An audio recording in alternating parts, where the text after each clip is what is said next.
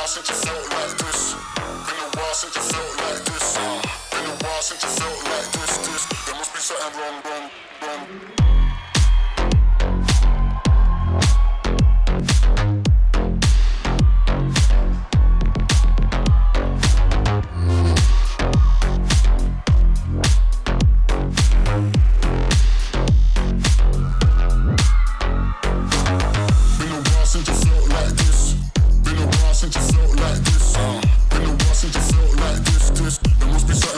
I guess I thought.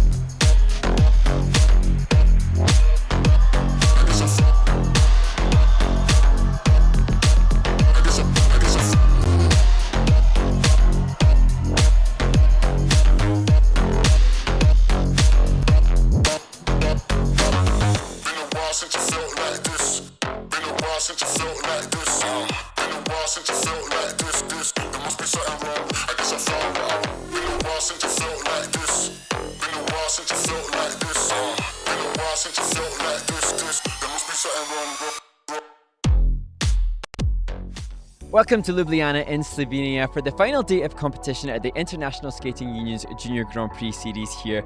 My name is Mark Conretti and I'll be joined remotely by the brilliant Ted Barton as we look ahead to the first event of Day 3, the women's free skate. Now, Gia Shin had a disappointing first stop on the Junior Grand Prix this year, but she leads the field comfortably at this point. But competition will come from the second place Japanese skater and also from Anna Pizzetta from Italy, the huge jumping talent that she is. 35 women will compete in the women's free skate, which is coming up shortly. And there are signs of the castle in Ljubljana in Slovenia and some of the bridges with padlocks and so many beautiful spots within this small but very intimate city as we see sights of the rink. I'm Mark Conretti and we can hear hopefully soon Ted Barton from back home in Canada. Because I look at that arena, which I have been at many, and enjoyed the wonderful city of Ljubljana, and I kind of miss it now as we fly over it and take a look inside. But I'm here at home at 3:30 in the morning, and it is dark outside, but no rain. That's the good news as we take a look at the officials for this event. The final day of coverage in Ljubljana, and our second to last week as we move on to Wuji next week. As we look at the technical panel, we thank all of the officials for their work, their time away from family, and commitments back at home to help the sport continue to grow around the world. Mark? Yes, and I think, Ted, as we consider this being the sixth of the 7 stops, you've obviously manned the field for the first 5 events, and I've been fortunate enough to be able to be home and see my family. But I think from a kind of time perspective also, I've been fortunate that it's been a less awkward time of day when I've been commentating. I feel for you, and we send our gratitude to you for getting up at that ungodly hour to be able to comment on the women competing. Yes, but that's only one little disadvantage of living probably in the most beautiful city in the world, Vancouver. Surrounded by mountains, and I have a bear, and we have pretty crazy. Yeah, I love living here, but it is a little awkward, working overnight sometimes. But as long as you're online, it makes it a lot easier.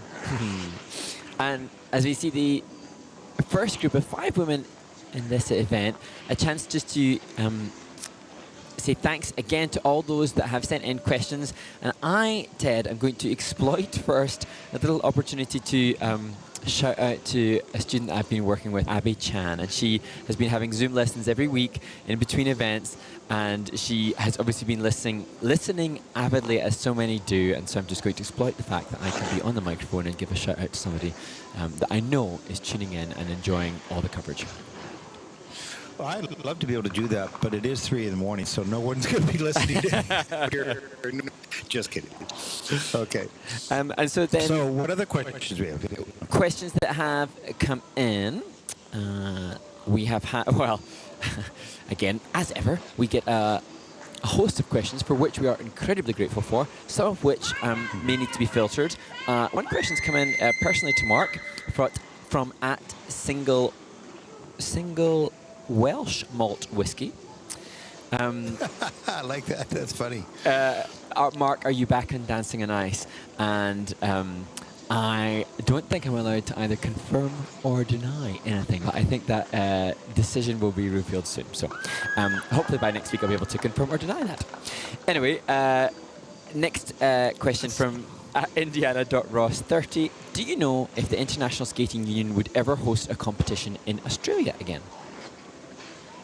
Oh, I think they probably will. I mean, at some point, it has to make sense from a financial perspective as well. But as you take a look at the roster for next year, I mean, we're going to Abu Dhabi, back to Ankara, back to Bangkok, to Baku, Azerbaijan, to there was another different place. Of course, Riga, Varese or Varese in Italy, I think. That's right. Yeah, in Italy. So that's awesome. So I think they're really using the Junior Grand Prix to expand the sport around the world, which is very cool and wonderful. So I'm sure Australia will be on that list at some point. No question. We've already been there. I was in Brisbane, if they want to be before as well. So they'll be back. Maybe even New Zealand. Who knows? Because obviously the New Zealand skate is doing pretty well now.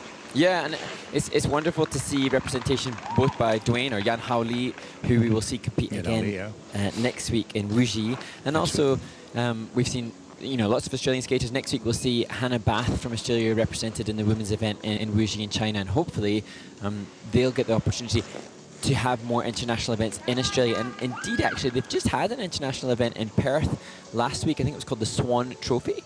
And there was an opportunity then for international competition in Australia. The only challenge, understandably, I'm sure for most to comprehend, is that having events in more remote locations, it's more logistically challenging, and it can be expensive for the athletes because for many, either they or their federation fund the travel, and so that makes it a little bit more tricky. Yeah, it just is coordinating, and it's not, I don't know if we could call Australia remote. We can say they're a long ways away, right? As is Canada from a lot of countries. So, but it's just the logistics of moving all the equipment. When you think of it, even this year, now a whole set of equipment for Swiss timing need to go into a Wuxi. The same thing with production. So it's not, as simple. A simple move.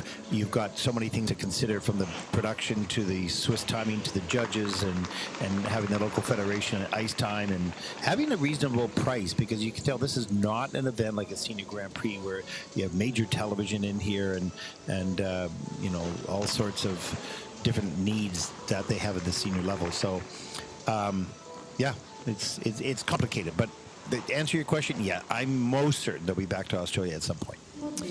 And we very much look forward to that as we head into the final moment of this 6-minute warm-up for the opening group.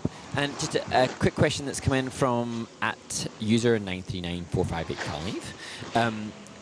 They explained that, our live stream killed Sophie Jolene, which I don't think we killed Sophie Jolene, but the live stream went down for the American skater who was so brilliant in the short program and performing in fact, actually 2 days ago, and she did the triple axel, triple toe combination. What I can confirm, though, is that is online now on YouTube. So if anybody missed that because of the issues with the streaming on occasion, then you can check out Sophie Jolene von Felten, who performed triple axel, triple toe. She's currently in 4th place, and she will be performing again today in the final group, and we look forward to seeing her perform again with the possibility of a quad jump. I finally saw the triple axel, triple toe. It was like, that was not just a triple axel, triple toe. That was a beauty, just flying off that takeoff edge. It was amazing. So looking forward to that a little bit later this morning, or I guess today for you. So that was outstanding. And here we go. First event, final day, Mark. And excited to see all 35 of the women that will be competing in this women's free skate, as we see our official photographer, Yuri, taking up stance to capture the brilliant moments of the skaters competing. And the first skater taking part in the women's free skate will be that of Rebecca Toft, wearing a beautiful dress made by my friend Diana Allen. Well, a lot of shout-outs today. Here we go.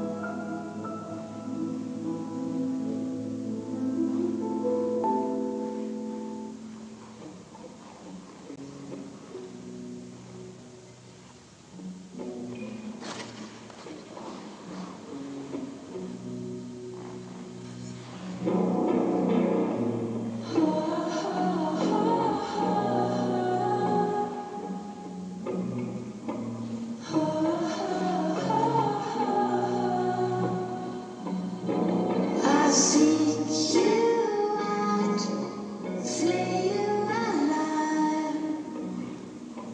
One more word and you won't survive. And I'm not scared of your stolen power. See right through you anyhow. I'm taking it slow, feeding my flame, shoveling the cards of your game, and just in time, in the right place, suddenly I will play my ace. I won't soothe your pain, I won't ease your strain. You'll be waiting in vain. I got nothing for you to gain. I stand fine, your spine is so raised, fading forward my gaze, and just in time, in the right place, steadily emerging with grace.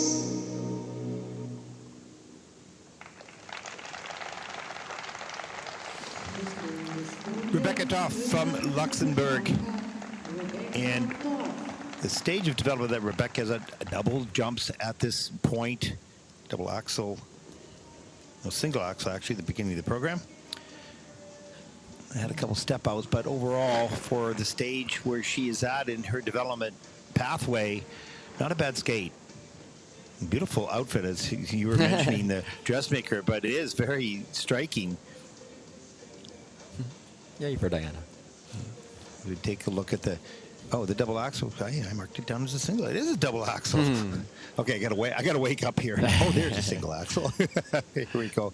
And the double salchow, you can see a bit of a lean in the air, and there's the double Lutz. A little bit of upper body turn going into the takeoff up into the double toe loop.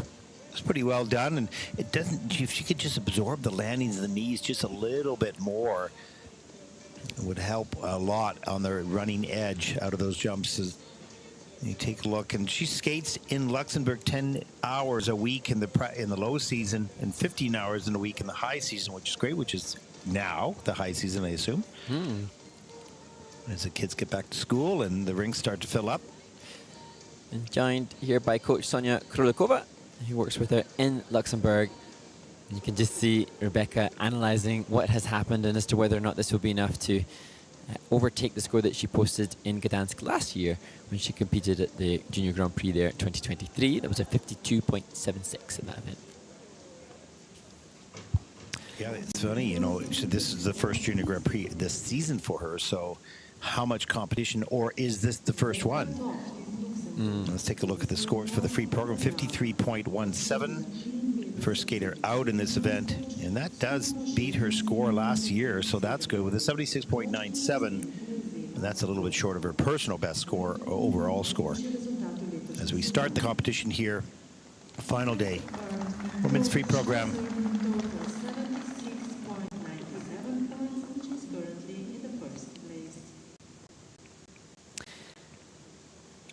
And now to the Croatian skater Meri Maranak, a skater who has some huge jumping passes, and she's certainly very capable of posting much bigger scores than she has done in ISU events before.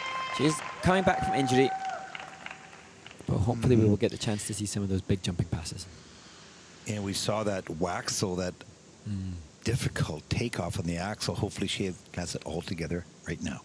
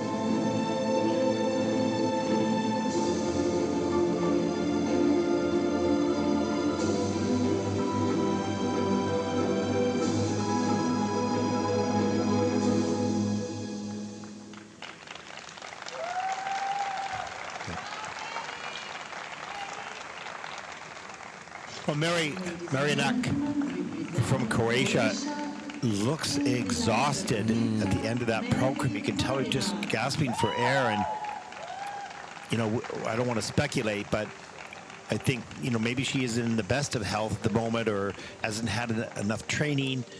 But you can tell she's a huge jumper. Beautiful opening to the program. Fantastic. You saw the skill. And then as the fatigue began to set in rather quickly, used the momentum to go into the jumps, but not the timing on the takeoff, and everything was a little bit off on the takeoffs. Got a triple salchow done near the end of the program. Everything got a little bit more coordinated, but you can see her coming off the ice with the hands on the hip. She's exhausted, and that had to play a big part, Mark. Yes, absolutely. And for Mary, I think online, I'm not sure exactly the injury that she did have, but she didn't compete last year, so assuming injury. And so now I just hope that Mary, at this point, she's managed to get herself here to compete as we see this huge triple salchow. She's back in competition now. Hopefully she has enough health and fitness to be able to have a training plan, a structured training plan that allows her to get the run-throughs that are necessary done, because you can see not just good double axle, but quality in the positions of the body as well. This just a little under-rotated, or maybe downgrade that. Yeah. Yeah, I think that's downgraded. It is downgraded in the system, and the fatigue started to set in here, and that was a pop on the toe loop. She went and look at the shoulders starting to hunch now. This is a second triple salchow that momentum just carried her through, and the body happened to be in coordination on the takeoff, and you can see her just struggling to get up. So no question, fatigue was a major part here, and she soldiered through and got through the program. She's a very skilled jumper. This is for sure. Carries good flow. But on this day, you know, the conditioning's just not there yet early in the season. And so then, as she shapes hearts in the kiss and cry, hopefully, as I say, just injury-free, healthy now to be able to make a plan so that as the season progresses, because still for some, we're still relatively early in the season, and with each passing week, Mary will be able to potentially, depending upon the ice time available to her, get a run-through strategy and a run-through plan so that as she heads towards the end of the season, she'll be able to showcase such a difference, because components currently are coming in the 3s, whereas I think Mary is a skater capable of the 5s, but today the fatigue just decimated that. No question. You can see her getting some air now back into her, oxygen back into her system. 49.48. That, of course, is second in the free program early on in the competition with a total competition score of 74.73. This skater is much more capable of higher scores than what we see here, but there's obviously something preventing her, whether it's illness or just getting a late start. A real athlete, but just not in shape at this stage of the competition, or this stage of the year.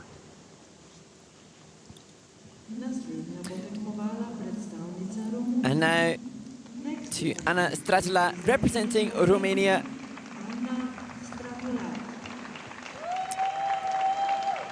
And Anna went for 2 triples in the short program. She has a couple more planned today. Les cheveux en pagaille, comme une boule au ventre qui me tend, qui me tord, et Paris qui s'étale. Tout à coup me voilà, les jambes fébriles. Elle est grande pour moi, cette scène imposante où tout devient fragile.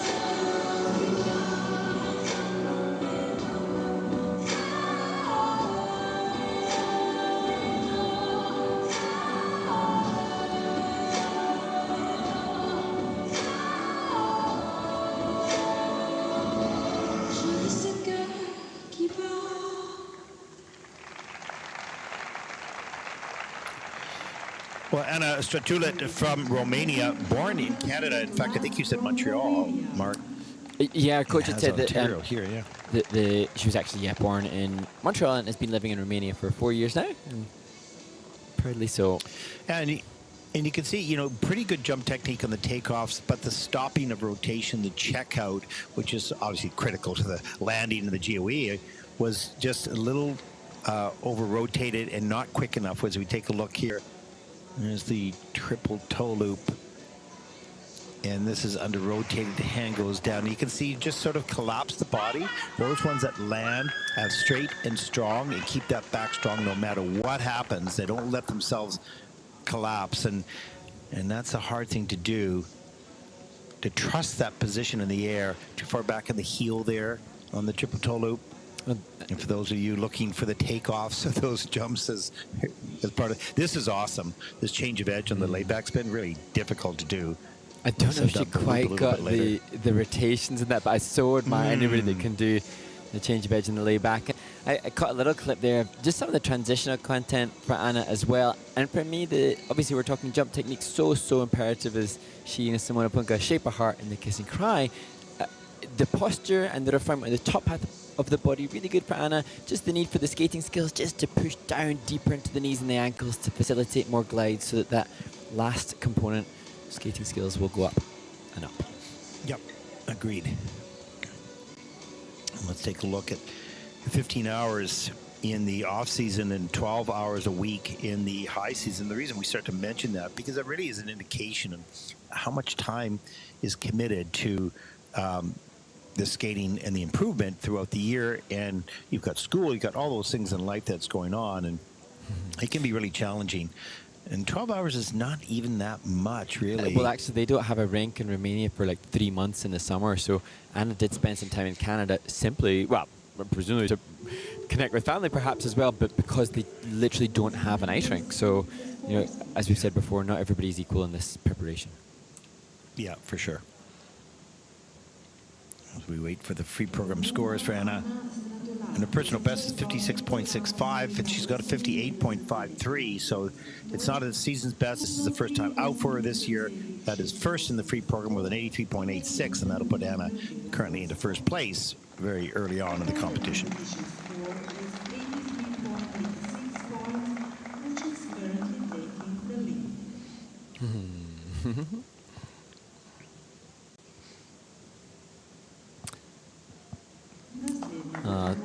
Special embrace there for the next competitor, Azra Sagalam, representing Turkey.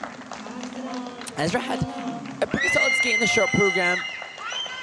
What she suffered with on the technical score was downgraded jumping passes. There was a triple salchow and a double axel 2 days ago. And hopefully today, in this performance, she'll be able to manage a little bit more rotation in the air as she skates to the call, and we are the Warriors.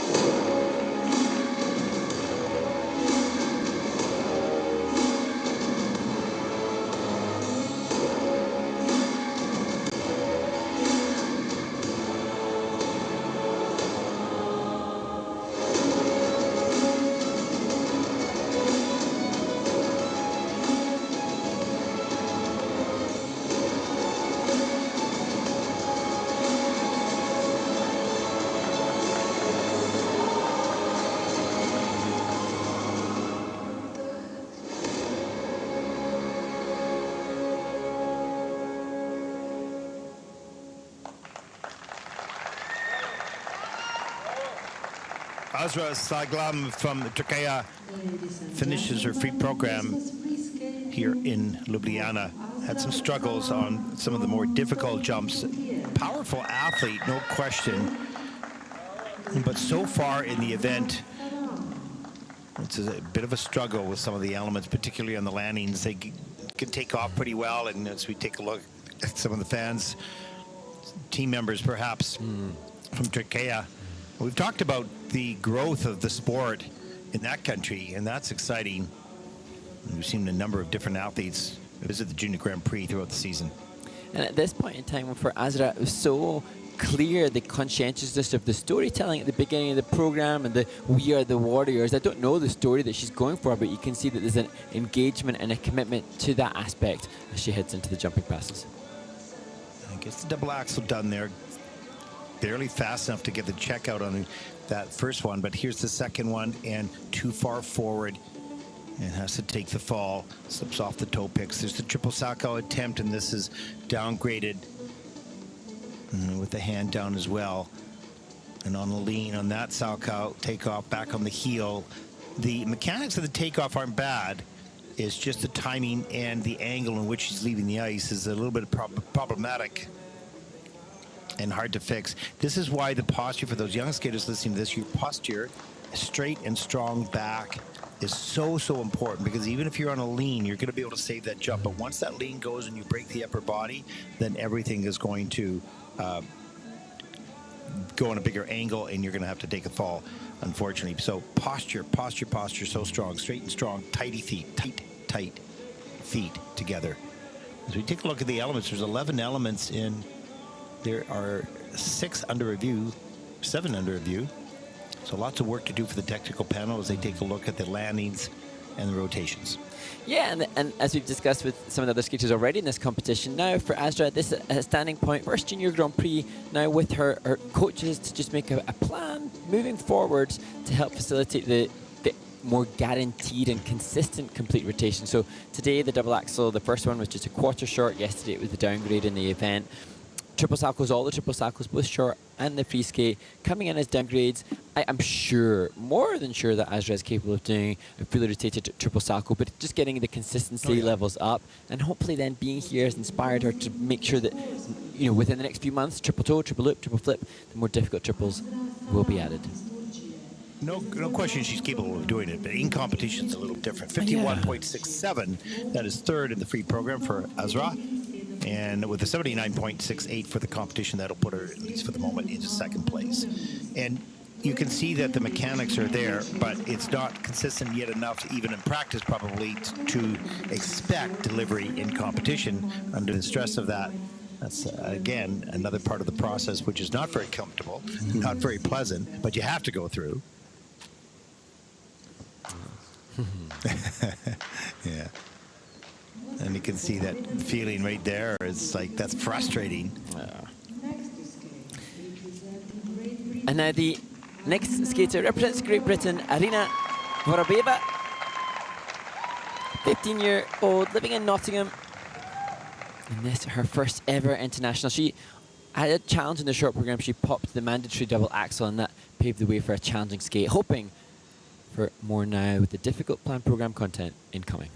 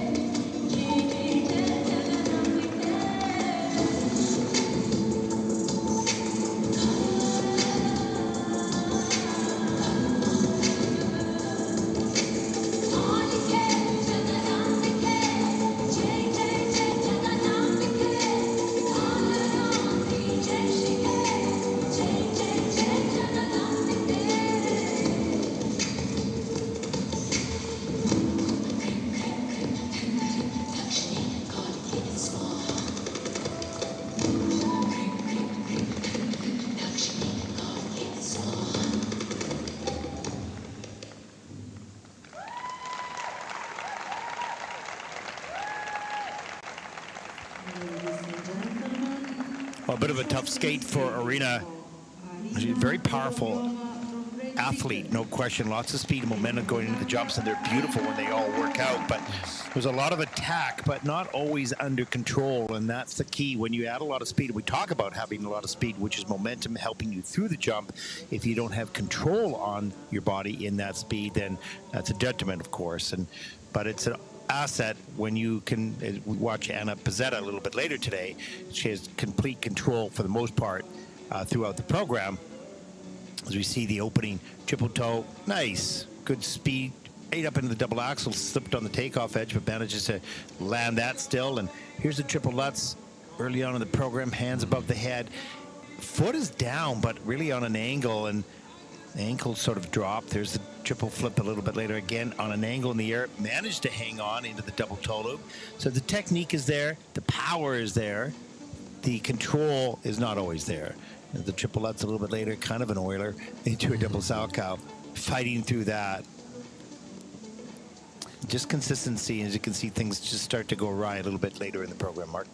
Yeah, and Arena's fortunate that her coach, Phil Harris, is young, enthusiastic, eager coach who still will jump triples with his students to motivate them to demand more from themselves. And you just think now for Arena, it's just being able to amass again the run-throughs and the consistency, because obviously she has got a triple jump content that's good. She's got the quality of position within the likes of the layback, the interesting opening choreography. So many boxes ticked brilliantly. It's just being able to replicate every individual aspect of this great athlete under the pressure of 3.5 minutes. Let's face it, it's her first international as well. Oh, yeah, totally. And, you know, it's a little bit like Anna, that you kind of want to pull the reins back a little bit. They use so much power and so much speed going into, but you want to pull it back so that it's under control, because technique will always outweigh power and strength. Power and strength will last you for 45 seconds. After that, it's going to start to wane a little bit. So you have to have that timing and technique, and that's just repetition, repetition, repetition, and letting the momentum take you through, but not forcing it. And that's a hard thing, because in your head you're going, oh, okay, I can muscle this out. And then you rush your technique and shove it. But this is a very, very fine athlete, no question. Great ice coverage, great air in the jumps. Just not in total control all the way through the program yet. And she's just 15 years old, and as you said, her first international, I guess. Yeah. But big occasion. And she's great to see her looking much happier today than in the short program 2 days ago. Yeah, let's take a look at the scores. 65.37, that's first in the free program for Arena. Total competition score of 99.25, just shy of the 100 mark. And that'll put Arena currently in the first place early on. She wants more. You can see that in her eyes. She's not satisfied with what she's capable of doing in competition, and she wants to get back out there and prove it, and that is awesome. Frustrating for her, but it's awesome. That'll serve her well moving forward. Yeah, very capable, as we see the next, the first group of 6 in the women's free skate. And we have 6 groups in total, and chance now to check in with the questions that have been posed to the International Skating Union on social media. Thank you for those that have sent in questions.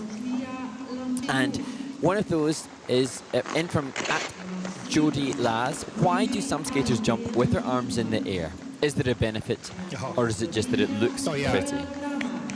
No, I mean, I think in the beginning, I remember when that started to happen, and it was mostly with the skaters from Russia early on, and then there was a feature that was given towards that.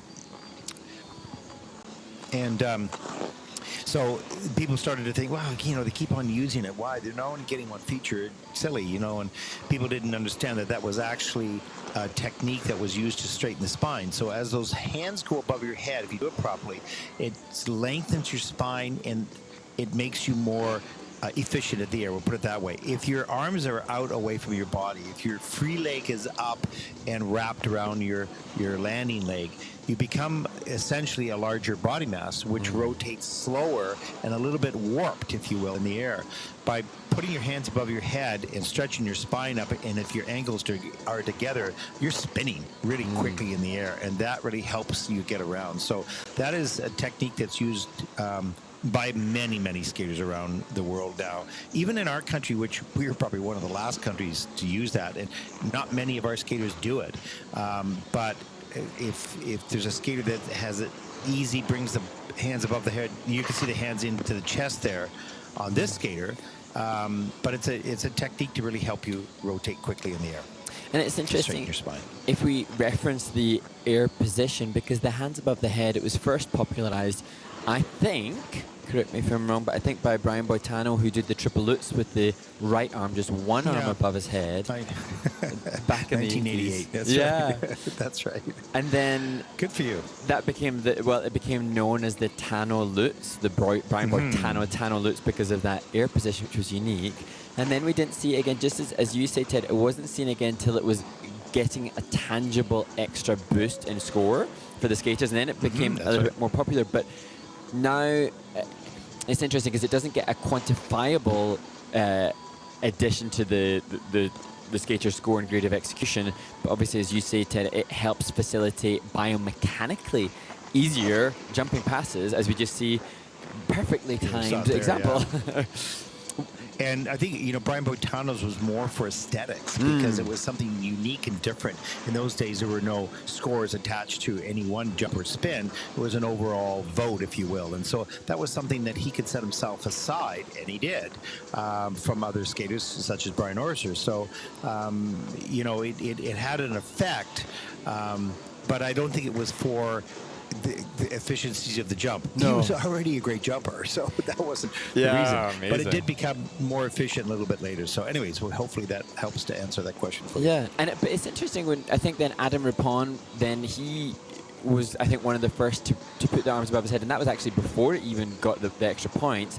But when I think now about quad jumps, and obviously as we move towards the later stages of the women's event, we may see a quadruple jump, quadruple salto today by the American skaters currently in 4th place. I'm just thinking, though, we see it used regularly for triples. In terms of quads, I'm just trying to rack my brains now when I think of the quadruple jumps that we've seen on the senior circuit over the past few seasons. I don't know now how often they use the arms above. That's going to... No, I've not seen it. I've not seen a quad. I think that the problem with that is that it takes too long for the arms to come down and stop the rotation. In a triple, you've got, if you're good at it, and you have a good pop off the ice, you've got lots, when I say lots, relatively, but you have lots of time to bring those arms out. It helps you in the rotation, gets you around efficiently, but you still have time to bring those arms down and check it out. But in a quad, there's very, very little time to stop that rotation. So I have not seen a quad with the hands above the head. Not that it couldn't be done. I'm sure Ilya could do it, but I don't think it really has a benefit necessarily. It could be a benefit to start the jump, but harder on the landing. We'd have to ask the guys that actually do it. I remember in terms of rotational position, some of the skaters, I don't think it's popularized anymore, but certainly when I was a single skater, which is quite a while ago, there was an invention by Alexei Mishin of a jacket which had sensors. And Mishin had a clear idea as to where the right arm, if you rotate in the anti-clockwise direction, which the majority of skaters do, where the right arm should fold into and where the left arm should fold into. And the sensors would beep if you correctly assimilated the position that he believed to be accurate, which is a really interesting invention. But it also just serves to prove that, he's a master technician, and that worked for that time, and that was very popular. And obviously then the arms aloft, which has become popularized over the last decade or so, also works. It sort of leads to, another point of how coaching has evolved, and different coaches around the world look at things a little bit differently. They may do a lot of study of video, and they start to you see different exercises, particularly in rotational positions off the ice. You've got that machine that rotates the skater, and you can speed it up, slow it down, so a skater gets comfortable with those rotations just on a machine, not on your skates. And so there's all sorts of inventions of technology, but also of technique. That's that real sort of skating coach scientist, if you will. I'm the mad scientist with a white coat, right? Trying to figure things out, do a better process, and thus, look, we see people doing quads and maybe even 5 rotations, as Elena believes will be done. Group number 2. Here we go, Mark. And oh, what a precious moment. Yeah, that's gorgeous. That's special. And that moment shared by the 13-year-old Nadia Savic. And I don't believe before this event she'd had a fully rotated double axel landed in competition, but that was achieved 2 days ago in her short program.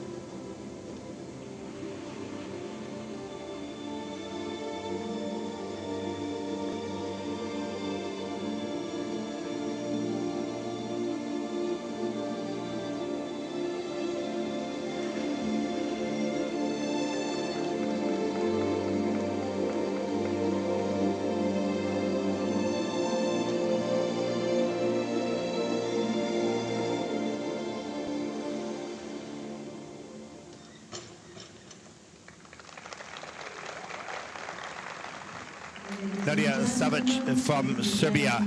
Interesting, very interesting, Mark. We were talking about arm positions in rotation, and we're going to look at some of these for Nadia. Some of them were, one was above the head, some were her right arm really sort of flaps open on the ending of some of the double jumps. But what a lovely step sequence at the end. Here's the double axel, gets that done. Really proud of that jump because, as you said, she just landed it for the first time. See that right arm open up, way up above her head there? It punches way up into the air. I think that's part of the process for stopping the rotation. But for triples, that's going to be a bit of a challenge. Watch the arms there. That was in tighter. That was a little bit better. Let's cut some of the transitions. Loads of good transitional content as you look at one or more of the jumping passes. Watch that right arm. You see how it lifts up above her head in the air? And it came out a little bit later there. So the efficiency of where the arms go and when they come out and how they come out, so important. And you'll see this a little bit different from different skaters. She did do one, I think it was the double loop, with the arms above the head, and that was quite efficient. It was interesting. Why would she do that on the double loop, but not on any of the other jumps? But you can see when you talked about the double axel, she was so proud of that opening double axel as she starts to really discover multi-rotational jumps. And we should really nice feel with the step sequence. Sorry. Yeah, I was going to say, as we see the score of 62.86 for Nadia Savic, someone online mentioned her as a favorite of the day. So she's obviously garnered some fans following her participation in Ljubljana. Yeah, she certainly brings her joy into the program, 97.29, and that puts her currently into second place as we take a look at your top 5 skaters so far in the event. I just love it when they come off the ice and it looks like their love of skating is all over their face. You know, no matter what happened, they just love being out there.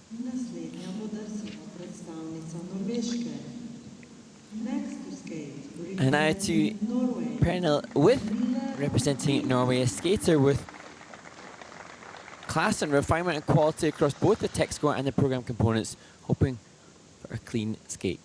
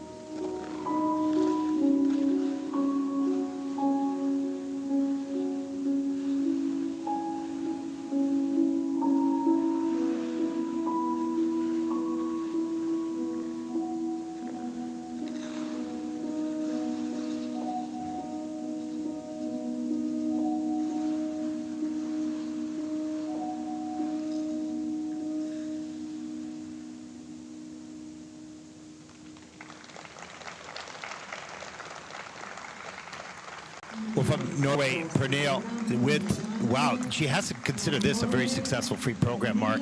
She has an 82.98. We'll see how close she comes to that, or 74, I guess. 74.92 is her season's best. But that was a very strong performance as she comes up the ice. And as the first of the skaters, first of the skaters competing in the back-to-back events, having competed in Gdansk last week, and I just so appreciate the all-roundedness of Pernille. Here we can see that, you know, class in her movement, so skating skills good, and then class here. Great aggression on the takeoff, the double axel, has to step out a triple toe, but things started to get better. Good timing. A little bit later, here's the triple loop. This was a fall here. They'll regard the fall because the hands had to go down on the ice supporting the body. But she comes back down the ice, launches a really nice triple toe loop, good height, gets the free leg back. I would just work a little bit on posture. You can see the shoulders hunched forward on the takeoffs, although that helps her sort of balance. Her timing was really good today, so the momentum carried her through these triple jumps. A little triple sock a little bit later, a little bit forward, but manages to hang on into a twizzle. I thought she did a really nice job. Just a little hunchy on the takeoffs, but I think you can see the smile on her face says, okay, I'm proud of that. Let's see where that score will take her. And I feel like the loop, the sal, the toe, I said it before, I think, in her previous performance, that they've got good length throughout the takeoffs. They don't curtail the speed at point of takeoff. It's all good. The question now for Pernille is, does she work on consistency of run-throughs? Does she work on the program components? Or does the triple flip come, the more difficult technical content, is that going to be the focus? And so it's managing the different progressions. It's a very good point. What is our next priority? Because you just listed off 3 or 4 different priorities. Which one do you go with next? And that's the job of the coach. They take an assessment of these 2 Junior Grand Prix and say, okay, now we got our domestic season coming up, maybe some other internationals, I don't know. Where do we want to continue to improve? Because it's not about winning things. It's about getting better. And so what is the next thing that we need to focus on to improve your overall skating? Let's take a look at the scores. The free program for Pernille. It's a 75.76. That is the season's best, so that's good. And that's first at the free program. A total competition score of 110.24. That will put Pernille, for the moment, into first place. Good job. A good feeling probably coming out of the Junior Grand Prix season with a positive skate. Now, the question is, what's next? Where do we go? What do we work on? And that's for every athlete, not just Pernille. Coach already making comparisons, I think, as we look ahead to the next skater representing Netherlands, Emilia Soluken, a skater who coming back from injury, and she said that she had thanks not just to the coaching staff who I acknowledged yesterday who have supported her so much, but to other athletes who reached out to her during the injury time, helping her realize that everyone faces similar challenges, and now those challenges hopefully behind her as Emilia takes to her start position.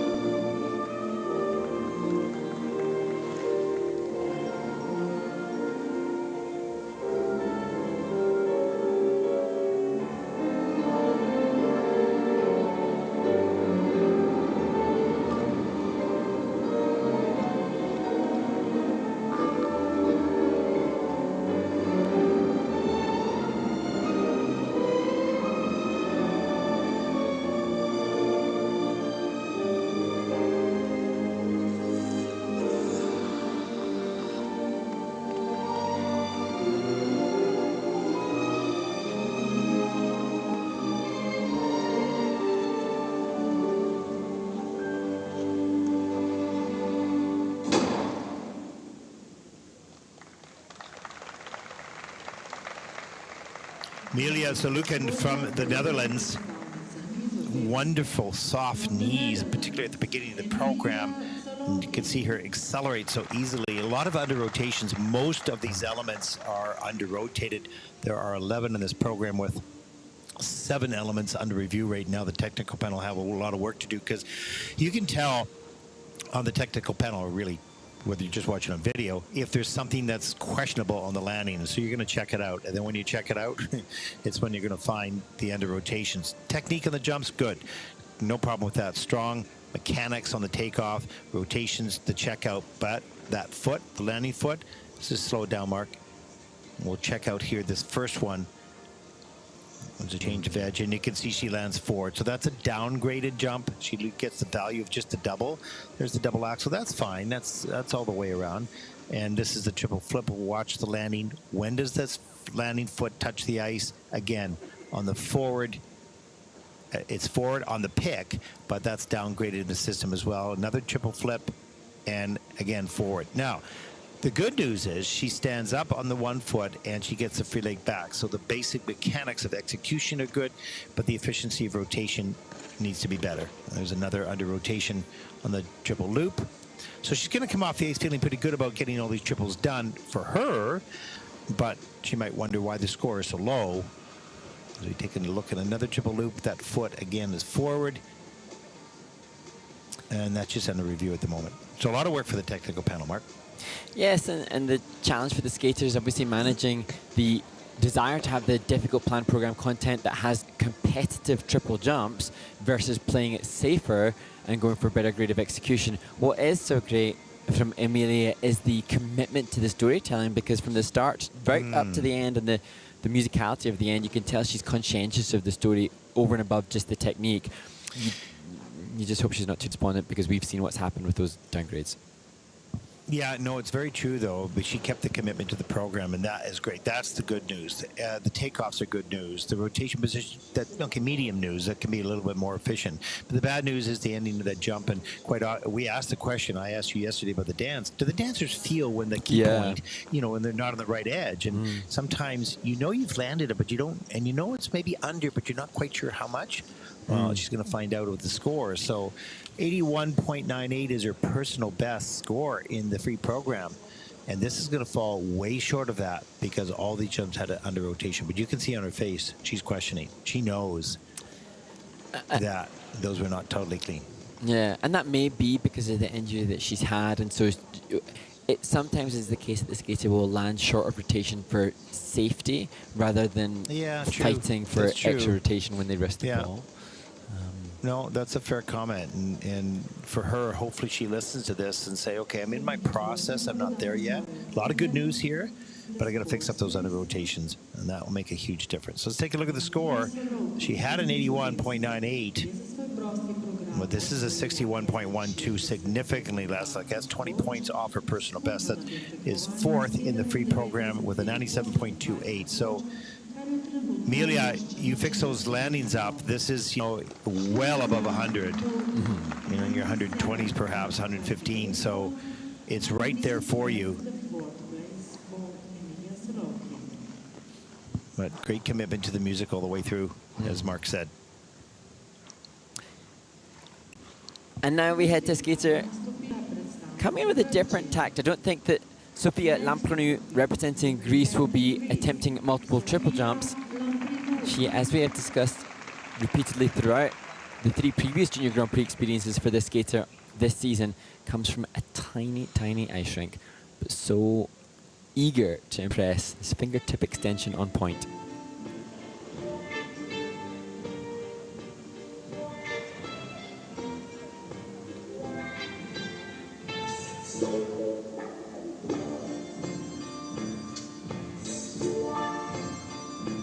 Tu te crois irrésistible avec ta moustache et tes talons de cow-boy.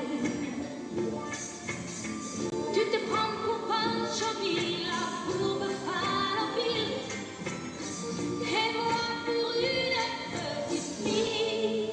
Ciao bambino,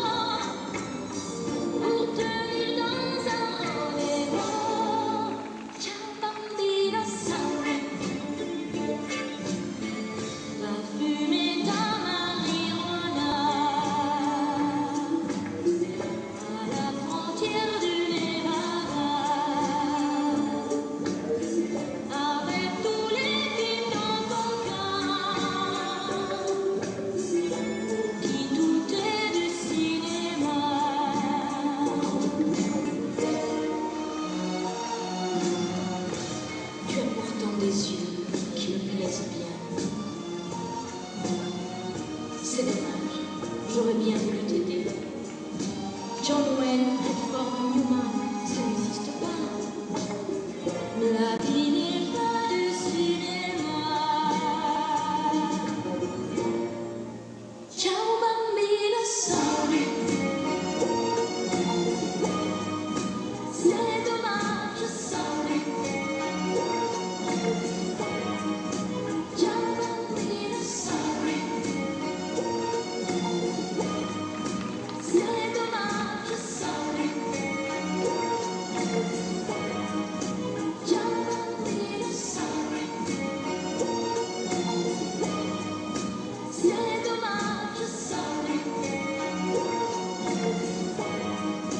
Ciao bambina, sorry.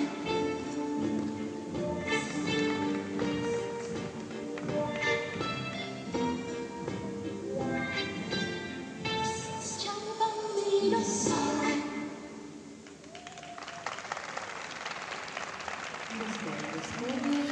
Sofia Lepronou from Greece. Love this young girl's energy in her program and her attention to the detail, the performance. She knows, it looks like she knows who she wants to look like or what she wants to look like in her performance. And she's very, very convinced on that. The jumps are good attack, but slow rotation. So she's still very young. I think you said she's the youngest competitor here in Ljubljana this week. So, you know, as she gains strength and momentum and gets a straight, strong rotation position, all those jumps are going to come together. Let's look here. There's the double axel. That foot is landed forward. So not a lot of height and a slower rotation position. So that's going to be problematic for the landings of triples and double axels, but not on double, lots double loop, double loop. A little under rotation on the last double loop, but as we see another double Lutz here, double toe, and gets around that. But when it comes to a triple jump or a double axel, not enough tightness in the air for fast rotation to get all the way around. Mark? Yeah, and I mean, just some amazing display of flexibility and strength within the choreo sequence. That's just phenomenal. And I'd mentioned in the short program for Sofia that she and her coach Paniotis both share the dream of having a full-size rink in Greece, and that's maybe where perhaps the local councils, the government can hear our belief in them, because the way in which Sofia is styled stylistically, the type of athlete that she seems to be, she's funny. Little Did you tongue see out. that? Yeah, exactly. She's a firecracker. She's got great personality. Wow. Yeah. And yeah, we're begging the government of Greece to make some ranks. Yeah. 65.83 for Sofia. That's second in the free program. She's a charmer. She's going to be a lot of fun to watch. 102.70. That'll put Sofia currently into second place. She's fun. That's great. Just the jumps, just the quickness in the air, tightness, straight, strong, tight feet. Work on that, because you got a lot of the other already there. she's hilarious. And now to another skater that we saw competing in Ostrava at Czech Skate, Lily Almgren Lidman, representing Sweden. And this a different style for the athlete than in this short program. You can just see working through the flip takeoff that she hopes to use successfully. Indeed, the triple flip, the first planned element for the 15-year-old, skating to Million Reasons by Lady Gaga.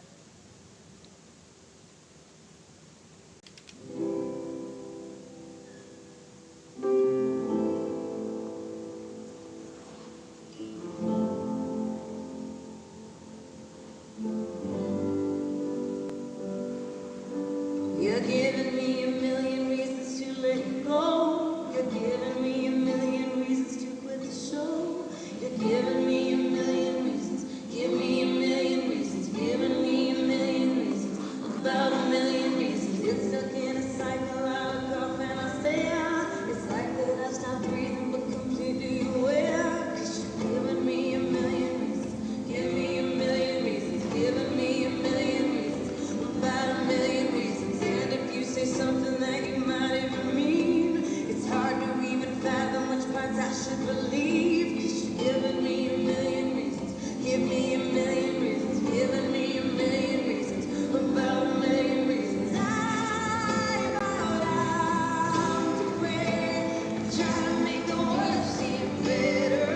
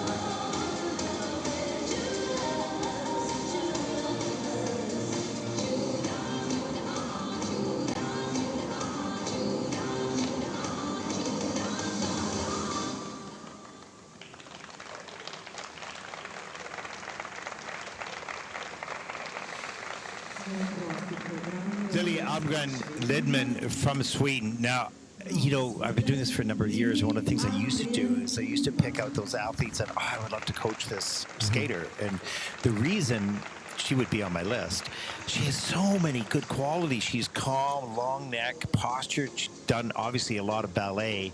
And she's kind of cool on the ice. She's got good technique, great attitude. There was a lot of mistakes in this program, but they were just mistakes on this day. They weren't mistakes in technique. They weren't mistakes in any other aspect. There were just some small mistakes on the landings, but she has something unique and special. And this is the type of a skater that a coach would go, yeah, I love working with this girl, because she brings something, you know, individual to the ice. There's the triple flip. You can see you just yank that back inside edge takeoff for the toe pick. Triple salto flew across the ice. That was wonderful. And the triple toe loop, but she almost had it. So not a big deal. The mechanics are all there. There's the triple loop. Good mechanics on the takeoff and rotation. Just a little short on the landings, a little bit of a lean there. Has to take the fall, but gets right back up. Doesn't break the program. You can see her sort of look over at the coach there. And the triple toe loop a little bit later, yes, on a lean. But these are not major problems. They were small problems on this day. Yeah. Yeah, you'd be on my roster, that's for sure. And indeed, love a lot of her qualities. Yeah, her head coach, Melanie Joseph, who's watching from home, described Lily as a very sweet girl, delicate person, always smiling. So not just, you can see how diligent a pupil she is based on the acquisition of the good technique that she's got from her coaching staff, and then to hear the coach say, yeah, she's just a lovely person as well. So what a wonderful rapport they must have between them. Melanie, you've got a gem there, and you've done a wonderful job, and good luck as you continue, because she's got something. She's got a spark. This is for sure, both internally and externally, and a lot of fun to work with, I would imagine. And Melanie had explained that this is the first season that Lily's been using triple triples, which we saw there, and they have a vision of the more difficult triple triples next year, so they've got a long-term plan for this skater as well. Perfect. Well on her way. Awesome. Not going to like the score too much, and it's not certainly what she's capable of. 79.31 is her personal best. This is 74.92 with all those mistakes. You can see the quality of this young woman. Wow. That was fun. 112.52 for the competition, and that put Liddy currently into first place. Nice. Hello. Yeah, she needs to listen to this, because there was a Ted Barton raving about her. Well done. No, you know, raving not about the performance today, raving about the human who she is and the as a skater and potential. Yeah, exactly. And now we move to the first of the home country skaters, but not just the home country skater, the hometown, home city skater, Zoja Kramer, born in Ljubljana. And she will skate to The Storm and Dust in the Wind.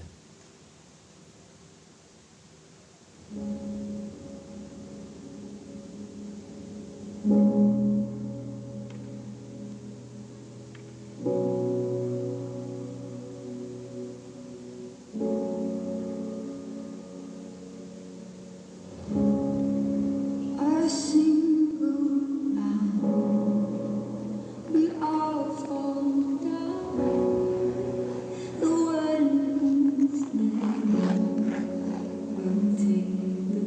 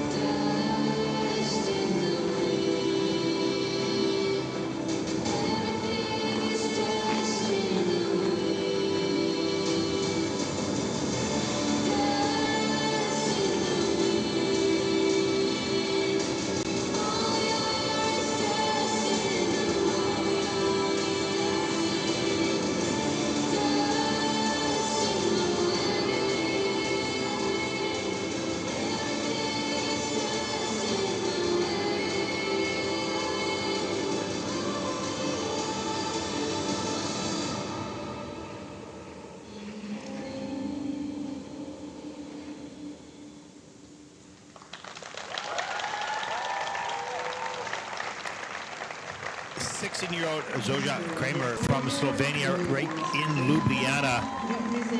And one of the things I felt, Mark, was that she really had a commitment to the choreography all through the program, and lots of range of upper body movement and some emotional touch to it as well.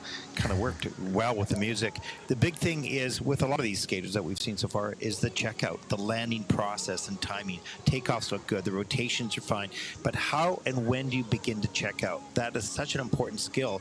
And even though you can simulate that, as we see this beautiful picture or opening moves in here, it's just really,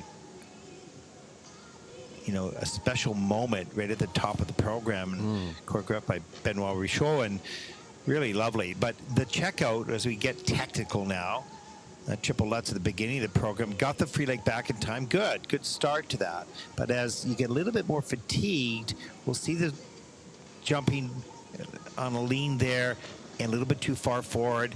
And here's the triple loop. And gets that done, but not a lot of speed, not enough speed to get around the double axel, and slow with the free leg on the landing there. And again, too far forward. So you see the body starting to undulate, start to break at the waist, all those types of things as we see some of the choreography a little bit later in the program. Lovely program, lovely skater. That one skill of checking out, how to nail that landing, so important for everyone.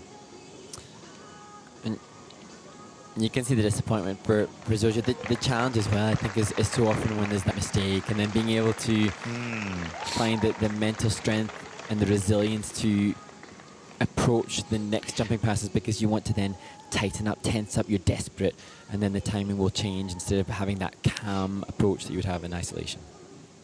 And this is another skater that's not far off of being really good, because if you take a look at the program and the choreography and the commitment in there, it's there, and you see the takeoff, it's there, and you see the rotation, it's there, the position, but it's the stopping of rotation, that final most important part of the jump, because you can't get a positive GOE if you don't stand on one foot and glide out, right?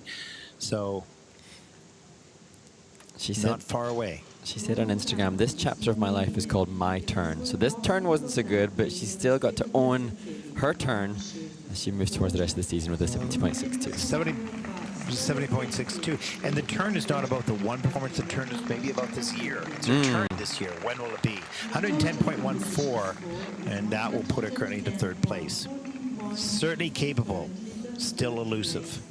Keep chasing.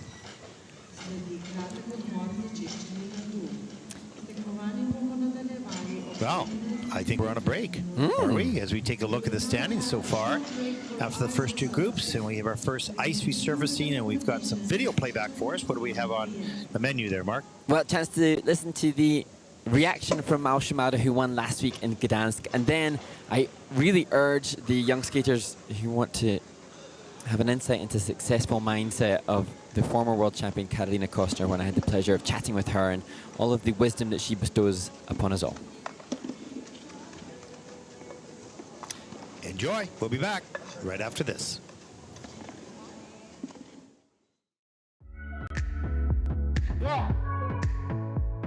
Here in Gdansk, Poland, with the women's champion Mao Shimada of Japan with a huge 224 points total score. Mao, how did you feel about your performance today? 今日は今できる最高の演技ができたと思います。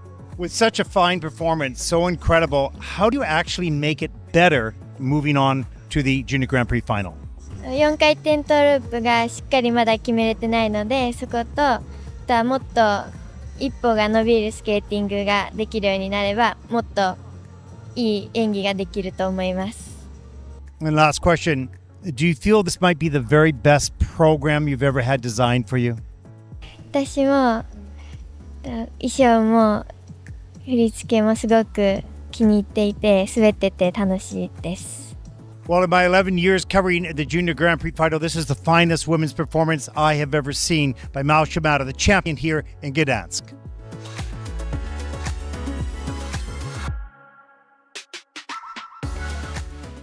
Karolina Kostner, we are just beyond delighted to have you joining us during the Junior Grand Prix.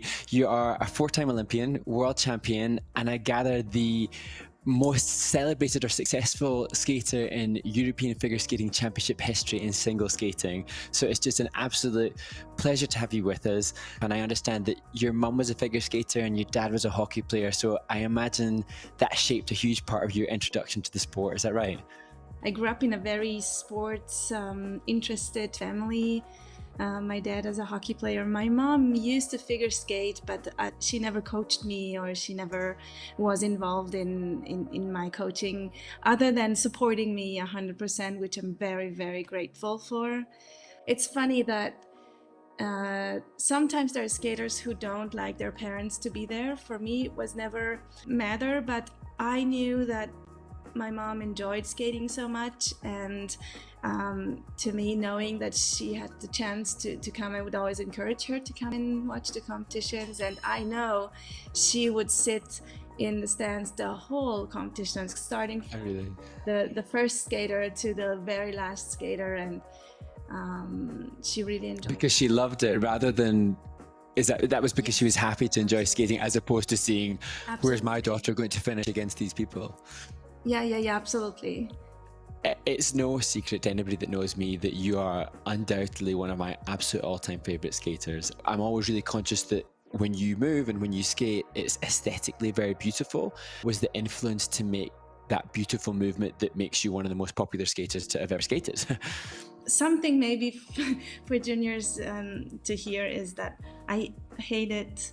Hate it is a bad word, but I did not enjoy dance class at all until I turned 16. Wow. So it's only after a quite serious back injury that I couldn't skate, that I spent a lot of time in the dance room, and started from zero classical ballet. And that's where I really fell in love with the discipline it gives you, and with the basic training it gives you, and seeing then going on to also training with ballet dancers, I would see how the biggest stars would start from a very simple bar, and that I try to transfer that on the ice as well, that every time I go back on the ice, I would spend part of my training for the basics, for a crossroll, for a backstroke, or for a landing position. It kind of became part of me. Also seeing what those great dancers do, you know, I believe that everything comes together, the technical skill and the artistic skill. When it all comes together, it just creates magic to me when I watch. And I just truly felt I kind of wanted to do that as well, and just tried my best. You managed to stay competitive. You did 4 Olympics, is that correct? 4 Olympic cycles, and you competed for a much longer, prolonged period than so many others do. Was it the choices that you made, as you've just pertained to there, that helped you to, on the whole, stay so healthy for so long? I wish I had like the secret ingredient that I have found, that I could tell everyone, that I could tell every young skater. There isn't. Probably I feel very lucky that I had a body that adjusted very well. Growing up, I may have had an attitude towards skating. I loved it so much that it didn't really matter so much the results, but the improvement I could feel every step of the way. I am aware that I burst into the senior scene in 2003 with very good skates, kind of together with my junior companions, Miki Ando, Alisa Cisny. We would start pushing the level of figure skating, the technical level, starting to make triple combinations a normality. I actually remember, Carolina, I went to watch the European Championships in Malmo. One of my friends was competing at that event, and I went just to watch from the UK. And you just were doing like triple flip, triple toe, triple loop, triple loops, triple toe, triple loop. You just triple. You did triple of everything. It was unbelievable. it was so much fun. I would test myself and get inspired and get motivated and just try to add wherever I could. So actually, I think I remember that in the qualifying round in Malmö, the actual triple flip, triple toe wasn't planned. I just added it at that moment because it felt good. You know, at that age, you almost see it as playfulness, and you don't live the competition so serious. You see it seriously, but for me, everything was so exciting and cool, and I felt so lucky. I think it just got transferred into my performance, totally forgetting that people would watch or that it was a big competition. It was just me and the ice, and when I finished, I think I brought the hands just to my head, just saying, "What just happened?" What have I just done here?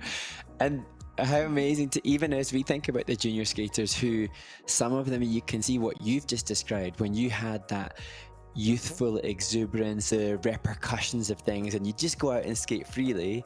And then even during the Junior Grand Prix, especially now because the age entry into seniors is a little bit older, we sometimes see skaters then have a period in their life where then self-doubt becomes a major factor and some anxieties about your own self-confidence. Now, you had a long enough career for us to see you go through that and still come out the other side. I think that will be something that if the junior skaters aren't familiar with your career, if they look back and hopefully hear from you now, they'd be hugely inspired by seeing you go through that roller coaster and come back out the other side.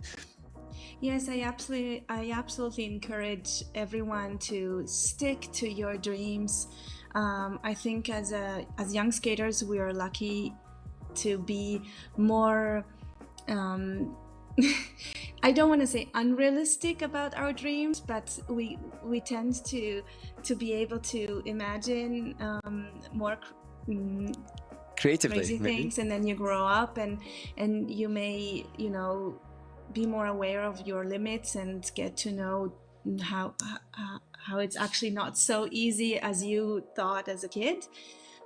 So I really encourage young skaters to truly believe in what their imagination can come up with, because sometimes life just surprises us. And apparently when I was 11, somebody told me this, that I had said I'm going to be a world champion one day, and now if I think back, I'm like, what? Yes, your beliefs can guide you so well. And then on the other side, I encourage everyone to be realistic and to keep your feet on the ground, to get to know your limits and to work with them, to not be scared to acknowledge them, and to be able to discuss them with your coach, instead of trying to hide them, because as young skaters, we think that the coach may not realize or may not see them if we kind of hide them. But you know, we spend so much time with our coaches that they know exactly how you feel the moment you step on the ice, or they see your expression on your face. So to learn how to communicate with your coach, and to be able to also let them know about your struggles, and this is the way then they can actually maybe come up with a plan on how to help, how to face it, how to be able to have an input in that as well. And the other thing is, and I still have that, is I love figure skating. I love it no matter what, and that helped me so much. Grazie mille, Carolina. Grazie a voi. Thank you to everyone for the invitation to spend a little time with you, and good luck to all the skaters for the Junior Grand Prix series.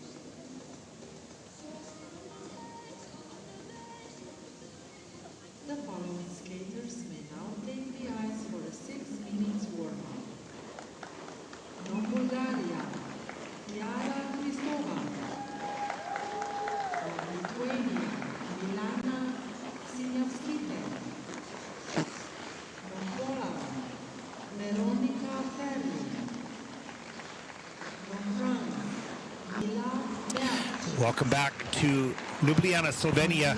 Final day of competition on week number 6. Next week we will move on to Wuxi, China. We haven't been to China for a Junior Grand Prix. Actually, I don't think I have ever been to China for a Junior Grand Prix, Mark.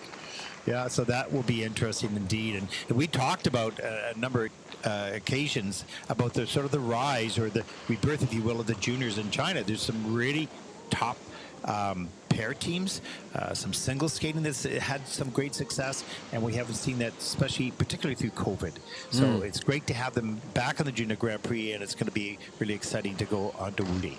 And I think as we're looking at this women's event and considering, next week we will see Yihan Wang, the winner in the event in Bangkok. She will compete again as she vies to compete in the Junior Grand Prix final in Grenoble.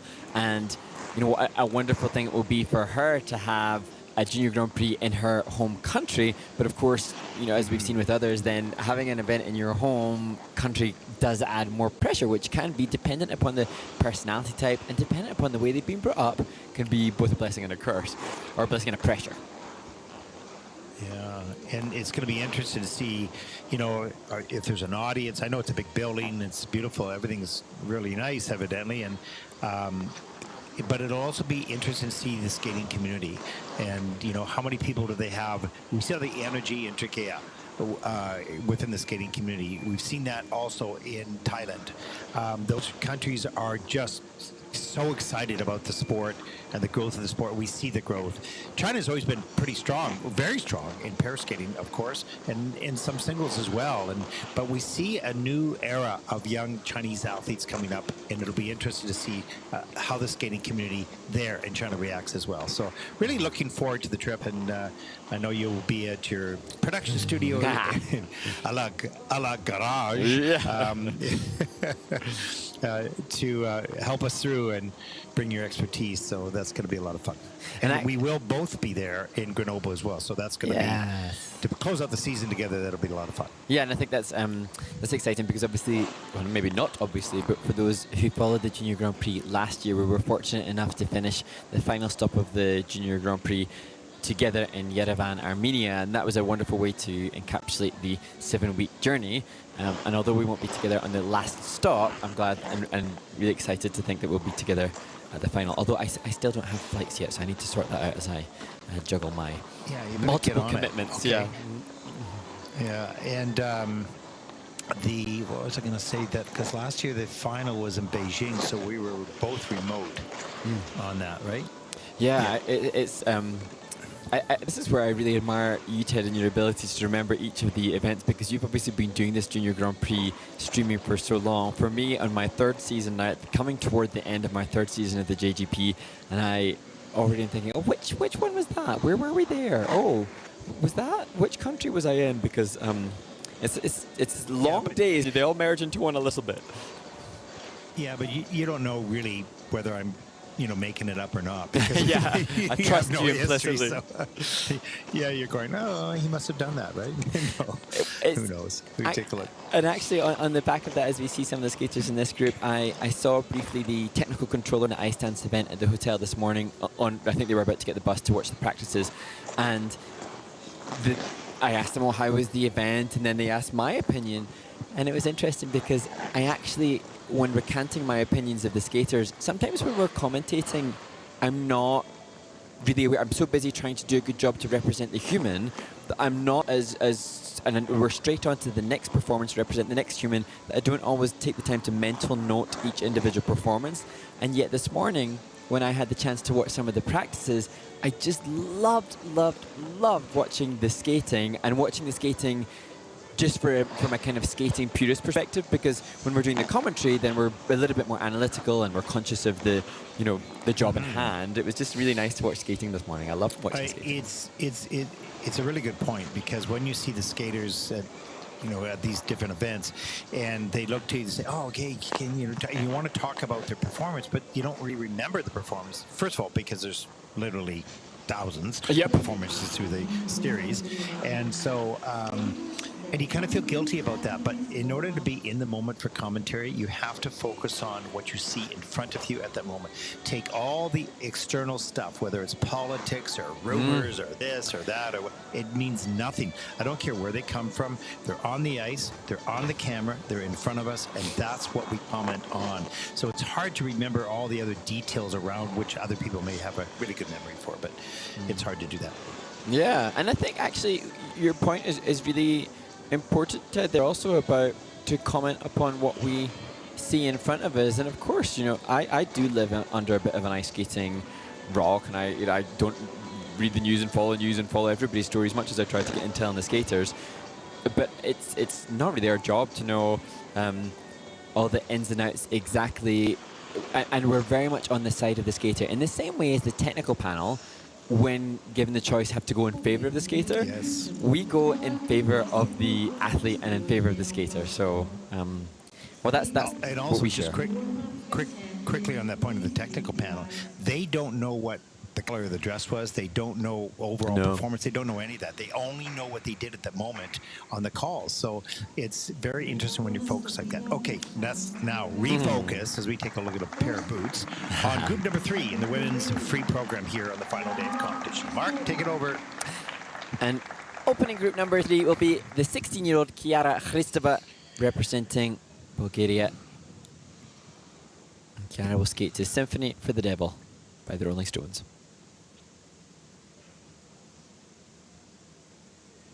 From mother to son, from father to daughter, we're climbing the staircase. It's what life's about. This journey provides rooms without carpets. Just go on and reach for what you want in life. 'Cause it's a new day. It's a new day.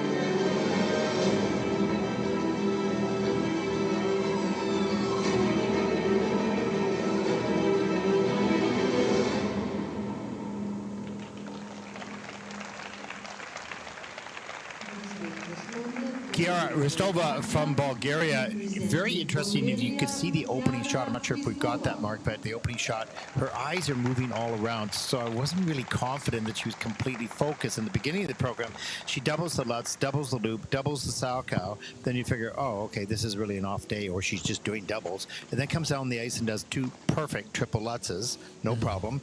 And then she had a triple flip as well. So in and out of performance, probably very, very frustrating because she knows how easily she can do these triples, but kept on popping the jumps. So that is a very frustrating trait to have, and you want to get rid of that. You can see her eyes just sort of moving around, and so I was wondering, was she, completely focused? And in the beginning, I would have to say no. And here's the double Lutz. She's going for the triple and opened up, popped it, rushed the timing. Same thing with a loop, and then comes down the ice. Triple Lutz, absolutely no problem. Straight and strong in the air. Really nice. Double axel. So she's back on track. Kind of not too many transitions coming into this second triple Lutz. But look how easy that is. Yeah. She knows she can do all of that. That's got to be very frustrating for her. And the triple flip a little bit later, that didn't work out, but still she turned it. Yeah, and obviously very, very capable. Yeah, so capable. And the challenge now for Kiara is to obviously replicate or have the 6 and 7 triple free skates in practice that she may be able to do. We don't know whether or not this is an indication of the extra pressure of the competition, but also to be able to still demand from herself the quality of skating skills and presentation and composition, so that irrespective of whether she pops and doubles or triples, she's still got the higher PCS, because unfortunately today those are dropped right down to the threes. No, and I'd be really interested to know, does she warm up on practice sessions with doubles before she does the triples? Her triples are so easy, I would just take the doubles out of the equation. Go in triples. The body muscle memory is only about triple. Right now the muscle memory looks to be comfortable with the double if something's a little bit off.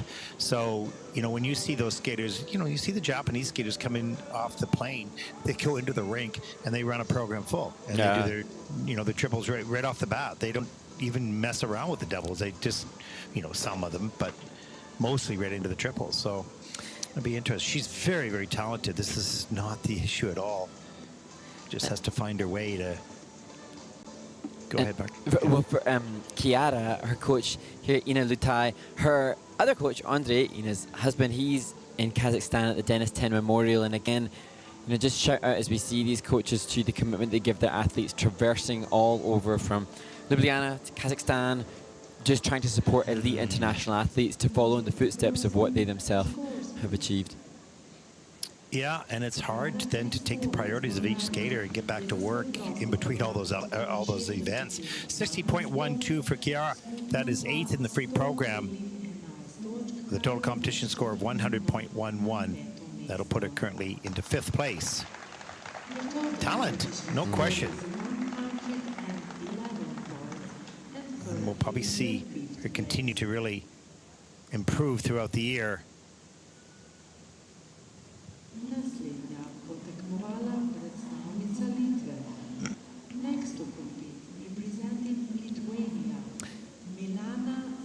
And now to a skater who explained to me that they're working on quads and wants to show them by the end of this season. I don't think that's part of the planned program content today, but certainly an ambitious skater, dreams of competing in the Olympics, now competing in their 2nd Junior Grand Prix event. Milana Sinovskite.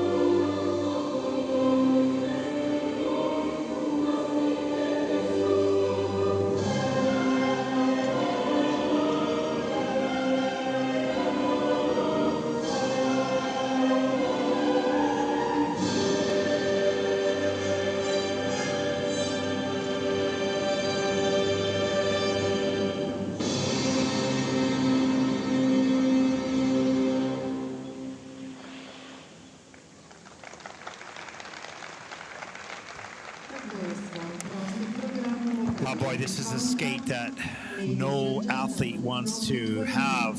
Milana, you could see from the very beginning, there was worry on her face, pressure on her face, in her expression, and frustration at the end here. And certainly capable, but she was carrying some weight on her shoulders for sure. Whether there was the anticipation of the program or, you know, expected results or whatever the case may be, she was burdened from the very first step. And some lovely head movements right off the top. That was nicely done. And as we take a look at some of these elements here, good speed going in, but not a lot of lift on that triple Lutz. Takes the fall. Triple flip, again, not all the way around. The legs are a little bit bent in the air, so slower rotation. And the triple loop. And hangs on, stands, keeps up on her feet, but has to put the hand down. Second triple Lutz. And this is downgraded plus the fall as well. So the MO of this program was just not a lot of height, not a lot of speed in the air and rotation, and not a lot of pop on the checkout. And so there was just a lot of mistakes throughout this program. 4 falls, I believe. And that was a program that you don't want to, you actually do want to carry this forward a little bit, because you know you're much better than that. And yeah, you're so sad. You just want to give the love to this girl about her abilities. And it's okay. She's going to get better. She is good. She's just going to produce it in competition. Good to see our coach, who's been unwell while she's been here, Lisa McInsari, giving her the love and the support that you think she needs. And Milana told me before the event, she's so passionate about all the facets of her skating and her career, and her, she said her mother leads her everywhere and supports her. And I actually think I saw her mum just before the event with her. And at this point, everybody's obviously behind coach, parents, family, everybody helping her to follow her dream of getting to the Olympics. At this point, though, you just think, oh, okay. You're just a 13-year-old that needs a chill out. Exactly. Sometimes all that effort by everyone to try to help you, it just burdens you more. And it's different for every skater, no question, and all the people involved. And you cannot pass judgment on any of this because we don't know. But we've seen that before. I've seen that many times in life where everybody's efforts actually is the burden. And the skater takes that onto the ice, and they got to execute with a clear mind, with an open mind, and it's hard. Sometimes less said is better. Let them think this thing through themselves. So, which is what the coach is doing right now. Good job, just supporting her, sitting with her,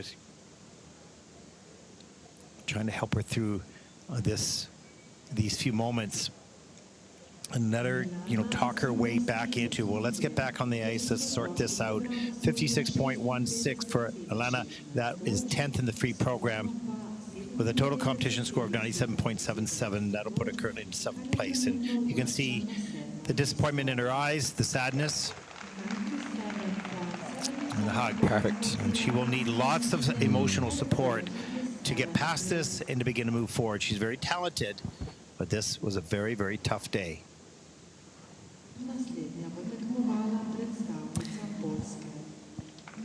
And now to the 16-year-old from Opole in Poland, Weronika Ferlin. And she had a fabulous triple salcho, triple toe that opened her short program 2 days ago. I'm hoping for more quality jumping. You can see there just that takeoff of the salcho being simulated now.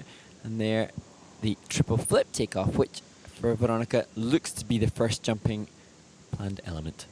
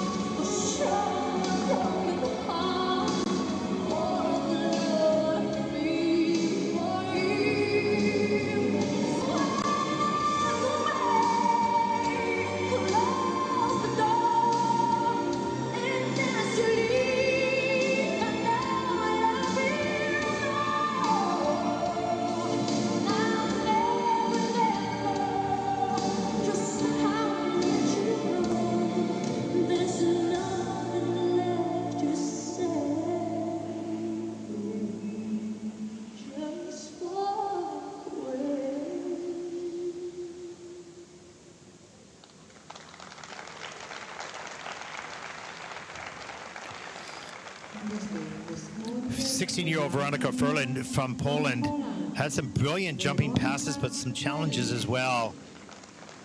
And it seems to be one of those days, Mark, where there's a bit of negative bugs in the air that's just not, you know how things either everybody's riding on a high and skating really well and energy, and then there's other days that it's a bit of a struggle. We're looking for a group of women or a few that can turn this around, the energy in the building. And they're all very capable. It's just not their day.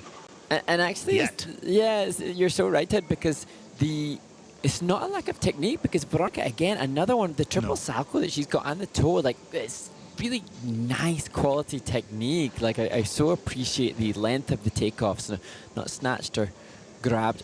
You can see this triple flip, good. A little hooked on the takeoff, which has put her on a lean in the air.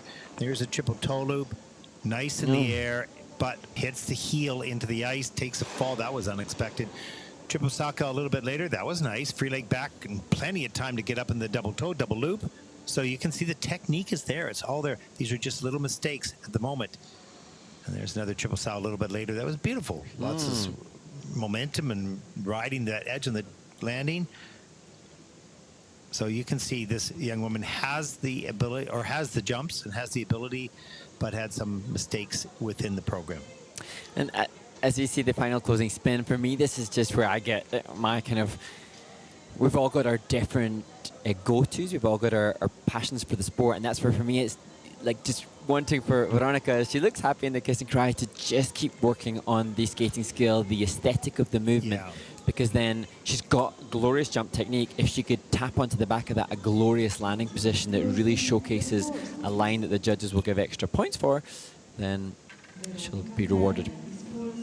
It's a good point. She has all the jumps. It's not an issue. Maybe not today, but she has them. 72.97. That's third in the free program with a total competition score of 115.55. And if she could continue to work on the connection to the music and all the polishing details, and this skater will have everything she needs to continue to rise.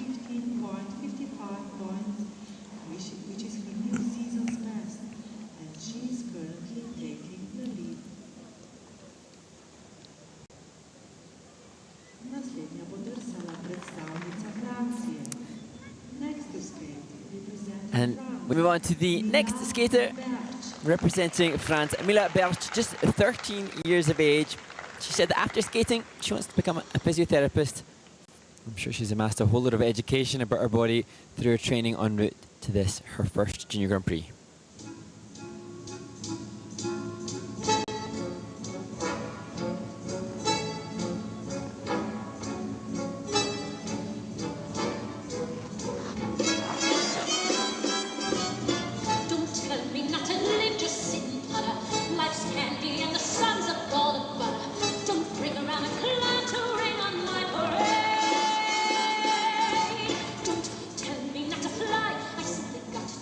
Someone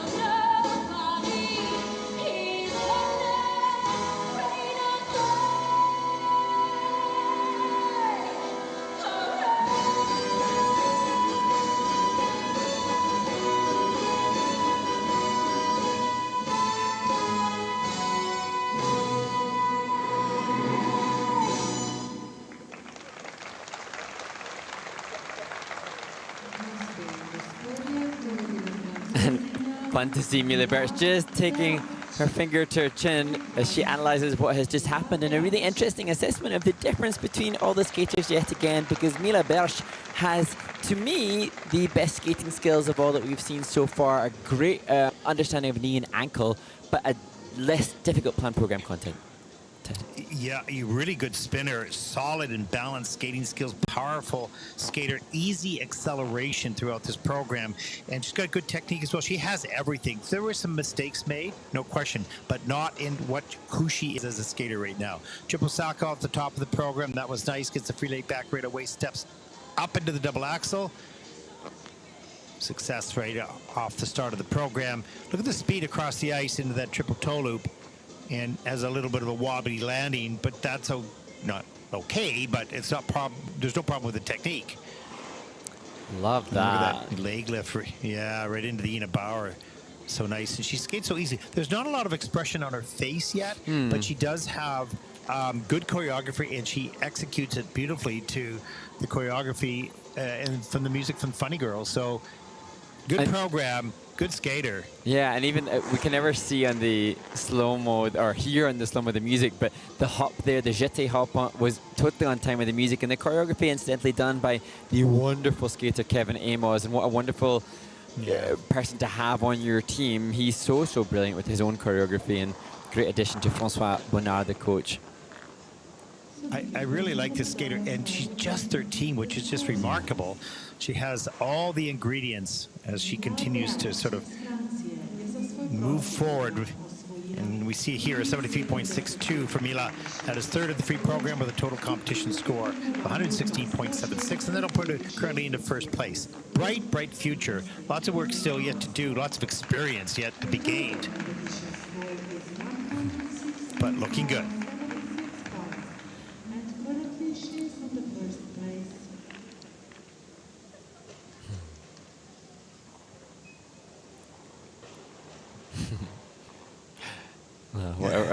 Whatever she said made her laugh.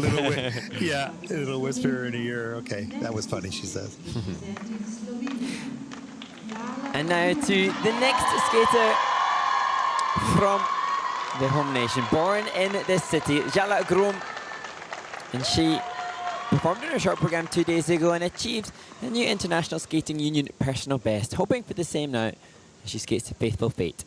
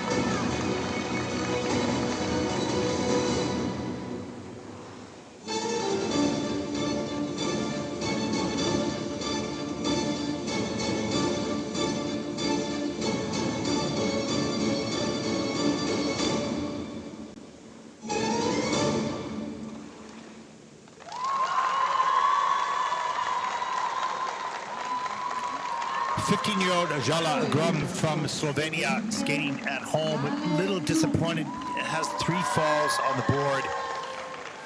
Powerful, powerful skater. You can see her accelerate out of the corner so easily, and it's really exciting to watch.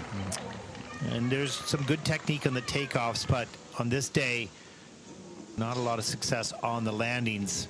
A bit of a struggle, and once again, that's that skill, and this is normal for juniors in regards to learning the takeoffs, learning the rotation, getting around, having some success in practice, but not enough success and repetition and muscle memory of the checkout. The stopping of rotation, it sounds easy, it's really hard. There's the triple Lutz at the top of the program, didn't get all the way around. The rotation in the air was open. Double axel, right arm stays back, left arm forward. Euler, triple Salka under rotated. And you can see too far back on the heel. So very powerful skater. There's another double axel. You can see that left arm forward, right arm back. It's a technique that some of the skaters use to make sure their upper body doesn't rotate too much into the takeoff. As we look at the slow motion here of the, not sure what's coming up. Toe loop. No, Salka. Got a lot of lift. Didn't get all the way around. So in and out. Mark?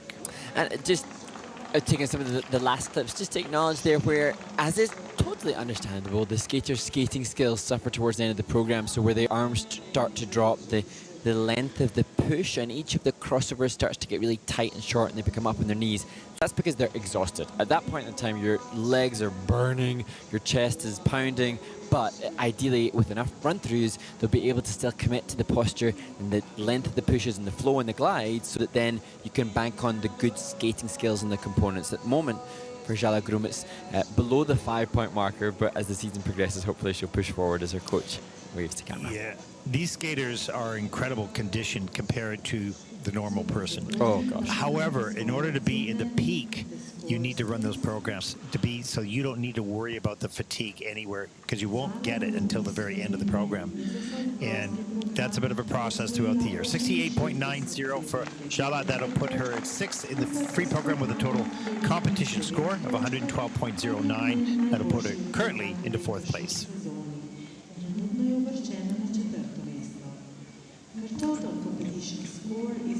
You know, it's, you want more and wonder why. Then you go back to the training, you go, oh yeah, well, I'll run my program later. Yeah. You've got to make running your program as a priority every single day, and maybe 2, maybe back to back, whatever you need to do. You don't need to put all the triples in them, but you need to get the heart rate up. You need to get the conditioning. You need to learn to deal with the burning muscles, and that'll slowly go away, dissipate the more run-throughs you do. Go ahead, Mark.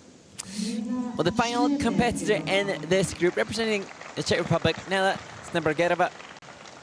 And she achieved the Junior World's minimum tech score when she competed in Ankara, hoping for another solid skate in her second stop on the Junior Grand Prix this year.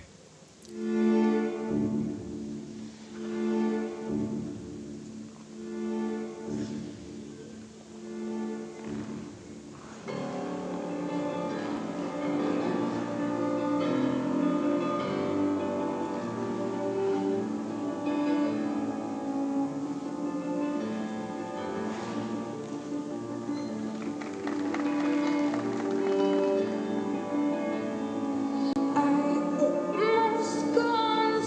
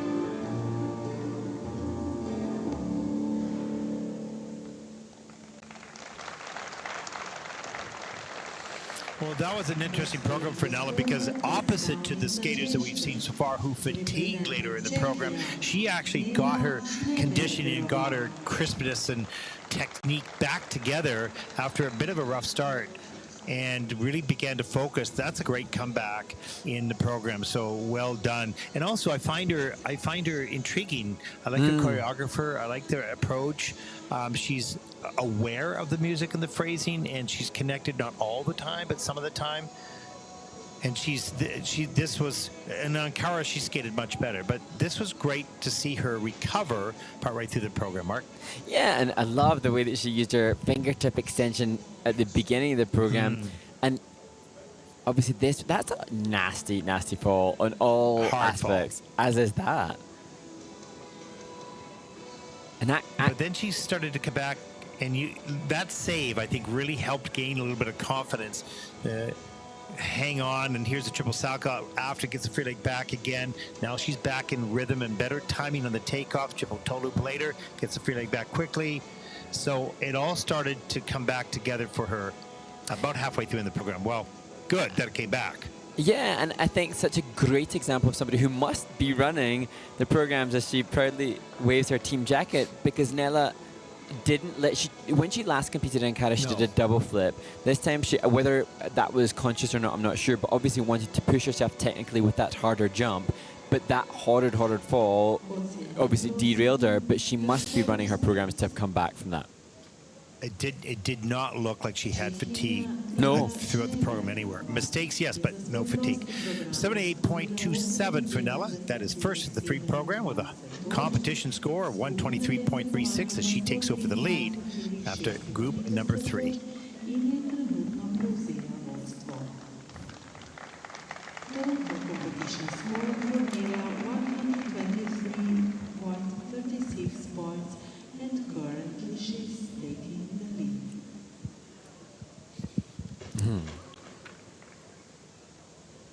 Okay. Heading to warm-up time. I want to go out and cheerlead them all. Come on, team. Let's go. The next 6 ladies. Let's get this. I mean, the reality is we talk, we're pretty positive people, right? So, but it's been a tough day for the women so far in the first 3 groups. There's some good skaters who have not skated well. Moments of brilliance, but lots of mistakes as well. So, we want to sort of rejuvenate. Everybody send their positive vibes to this group and see if we can get this event back on track. And they're certainly capable and put some positive energy in that building. I'm sending it right now all the way from Vancouver across the line into the rink there in Ljubljana. And you were touching on, I don't know if it was yesterday or the day before, Ted, but just acknowledging that whether this is the case or not, but the energy in the rink, as we've said, can have an impact obviously on the skaters. And this is such a beautiful old town. And so I'm sure some of those that have finished, the men are now done. Some might now be either on their way home already, they might have taken their flight, or they're visiting this fabulous location. And so maybe the energy and the support isn't quite generated enough. So we'll send Manolo out and get him to excite everybody. Yeah, Manolo. Yeah, when you go back to Gdansk. Gdansk is a small building. Our cameras on the judges' side, so we see those small stands that are full of the teams. So you see the team enthusiasm wearing the flags, and they're cheering their skaters on, and it's an intimate, supportive community. This is a very big building here, and I think we're going into Rougy, into a much bigger building. And it's pretty empty, so it's hard to get the energy from the audience and your team and all of that in this building. I found that over the years, and so you've got to look internal and take control on yourself, and we'll see what happens here as everyone around the world sends the positive vibes to this group, and let's see if we can turn this around for all the women. Nice. Maybe we should have done this earlier, but we didn't know, right? So, well, it's tough. It's it's a tough day so far. Yeah, and so hopefully halfway junction is a little reset as we just check back in with the questions that have been sent in. Thank you to those that have sent in questions to the International Skating Union on Instagram. We would love to hear from you. And just to remind those of you that will be staying tuned to join us for the final event of the day, the free dance, we will have the world champions. Yes. Joining us. So any questions, although that's the point in time where I say, send in your questions, but I've got 5 million, so get in line. Yeah, so his takes priority. Madison Chalk, Evan Bates will be joining us for the last two groups, and we had a test with them the other day, and they had the cute dog. What was this dog's name? Was I can't remember. Henri. Oh, Henry. yes. They call him Henry, but I would say Henri. And they're such nice people. And Madison also is a dress designer, right? Yes. She designs a lot of dress. We'll have to talk to her about that. And what a very, very nice couple. And they're world champions in ice dance. So make sure you good join ice us for that, skaters. because that'll be a lot of fun. So Exactly. Now, Mark, we're going to have to make sure our questions, are paced out here, because we're going to have 4 people online, so we have to be careful. I won't say much. I'll let you take control. Yes, yeah, you're right. It's going to be a lot of microphone action. But the question that we have had, Ted, was: are the component scores evaluated continuously, or only after the program has finished? And the judges have an amount of time after the conclusion of the performance for which to input both the components and the grades of execution. And in terms of the assessment, it's based on the whole of the program. They don't make the judgment call at the beginning. Yeah, first of all, the grade of execution is input at the conclusion of each element. So you'll see that right away. And when you look in the upper left-hand part of your screen, you'll see the leaderboard on technical, and you'll see that numbers change on the current skater that's on the ice. That's because the judges' scores are going in right away. That's the technical side. The PCs are, I would say, written down during it, but they're not scored during the performance. They're scored after the performance, once they've taken everything into consideration through the whole compositions. So they need to see the whole program before those can really be scored. What was the other question? Well, no, Did we answer it? I think you've done it, but you've articulated it perfectly. That, and I was incorrect in my assessment, and just acknowledging the judges have their job is to do it at different times, grades of execution throughout the program, but then certainly the program component scores at the conclusion. And it was very interesting, actually, again, when I was mentioning that I had a chat with some of the other judges. Whoa. Oh dear, that was scary. That's close. Is the evaluation of their program component scores are very much based on a percentage of what was delivered. So we have a 3.5-minute skate for the juniors in their free skate. And so we see skaters at the beginning with their skating skills showcasing the criteria. So they've got the criteria for skating skills are balance and glide and flow, power and speed. At the beginning of the program, the score that the skaters would receive out of 10 might be much higher than when they are fatigued, and then their flow diminishes, their speed diminishes. And so then the input for the skater can be dependent upon their fitness levels, not a reflection of the quality of the skater, but the quality of their fitness. That's a very, very good point. I think we've seen that on a number of occasions so far, right? With fatigue setting in. So absolutely true. Good question, though. Very good question. Just a reminder, 2 panels. One's the technical panel. They identify what the element it is and the degree of difficulty based on specific rules around that. They deliver that down onto the panels, the computers of the judges, and then the judges give a score to that element that's called. The judge doesn't call the element. It's called by a technical panel. And that's all they do. They only look at what it was. There's a flying, or there's a camel spin. It's change of position. Cool. There's a feature. Yeah, really nice. So they're taking every element and giving the degree of difficulty, which has points attached to it, giving it to the judge, and the judge says, well done, I'm adding points, or no, mistakes, I'm removing points. It's a pretty simplistic way of saying it all, but anyways. Actually, the judges and the technical team all acknowledging that the exams that they have to go through in Frankfurt are very high pressure. Oh, stressful. Yeah. Oh my gosh, absolutely. Here we go. And opening this group, a skater who will be disappointed to find herself in 18th place after the short program. As she simulates the jump takeoff, she will be relying on more success than 2 days ago, but certainly a skater very capable of doing just that. Hetishi, the 16-year-old from Canada.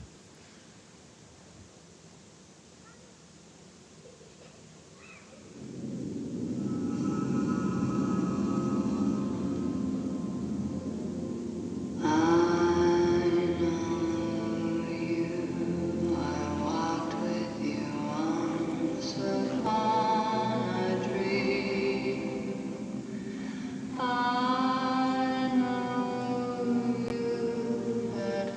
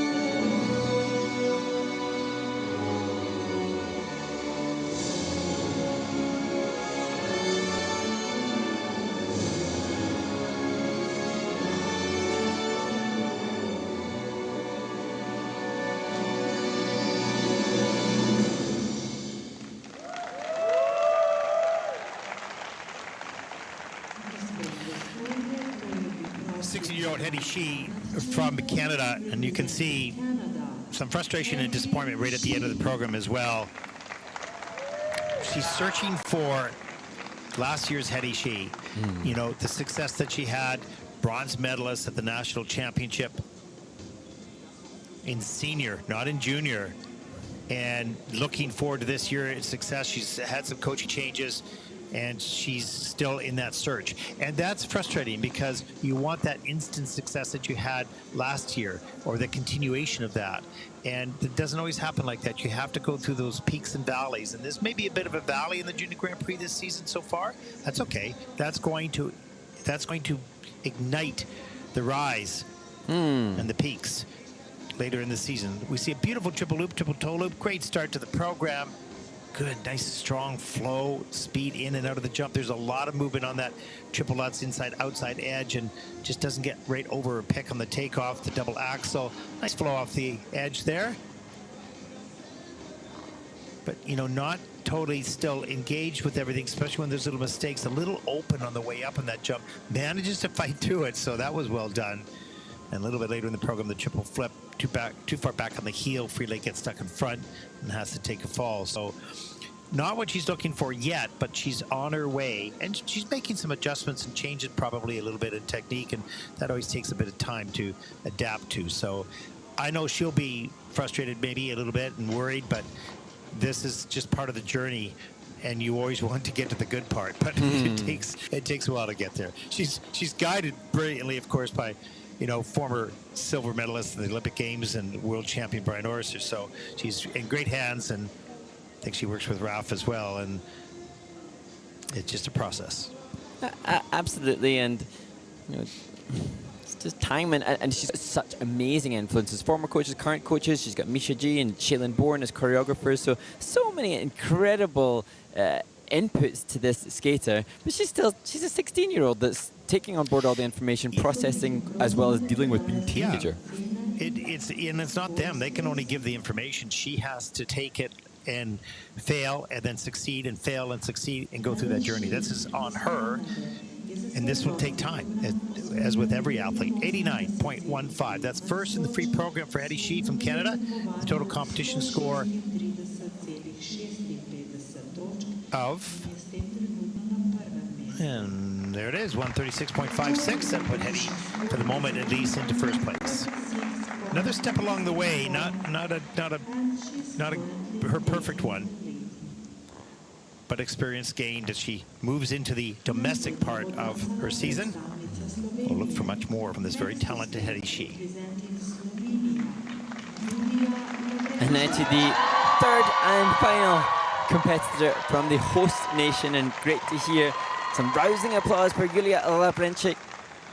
She in her final Junior Grand Prix.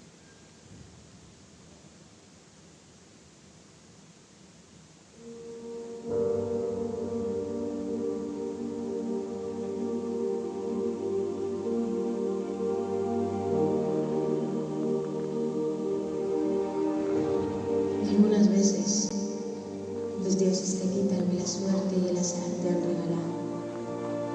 Hay veces que la vida se pierde ante recuerdos imborrables. A veces, solo a veces, las palmeras pasan.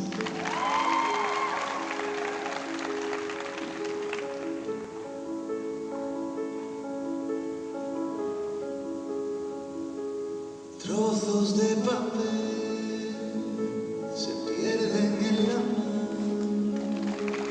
viento que les lleva rumbo al azar. Qué blanco es el ayer, qué triste el porvenir.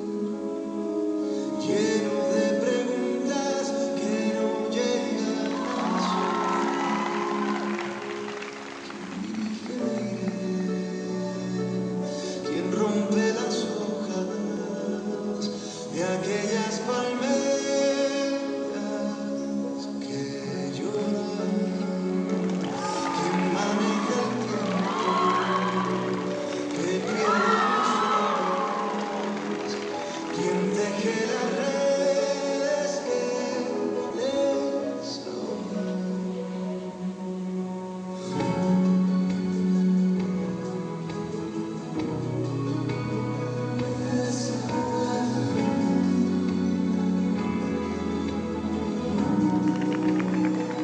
navega en el dolor, barco sin timón, llevando los recuerdos de la vida que dejó. El cielo verde y gris, la nieve del caen sobre sueños que una vez pudo vivir. Pero ¿quién dirige el aire? ¿Quién rompe las hojas de aquellas palmeras que lloran? ¿Quién maneja el tiempo que pierde las olas? ¿Quién teje las redes que les ahogan?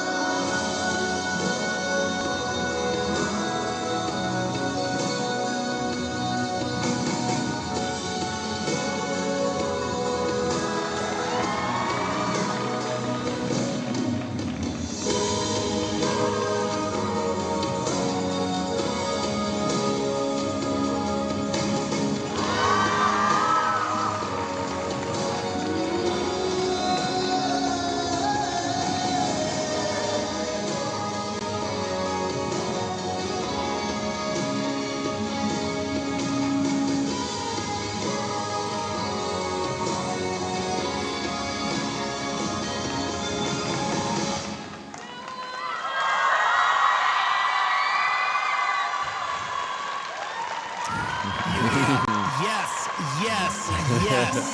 Thank you. And thank you everyone from around the world that we spoke to to see the positive vibes into this building. This was a perfect clean skate by Julia from Slovenia. Yeah, As you yeah. can see her fans and friends and family in the stands. We've been waiting for this, and off air, Mark and I were just yes. And Mark's thinking after the first two jumps, okay, this is great. I said, no, just don't jinx it. Don't jinx it. Oh, that was brilliant. That was just so nice to see.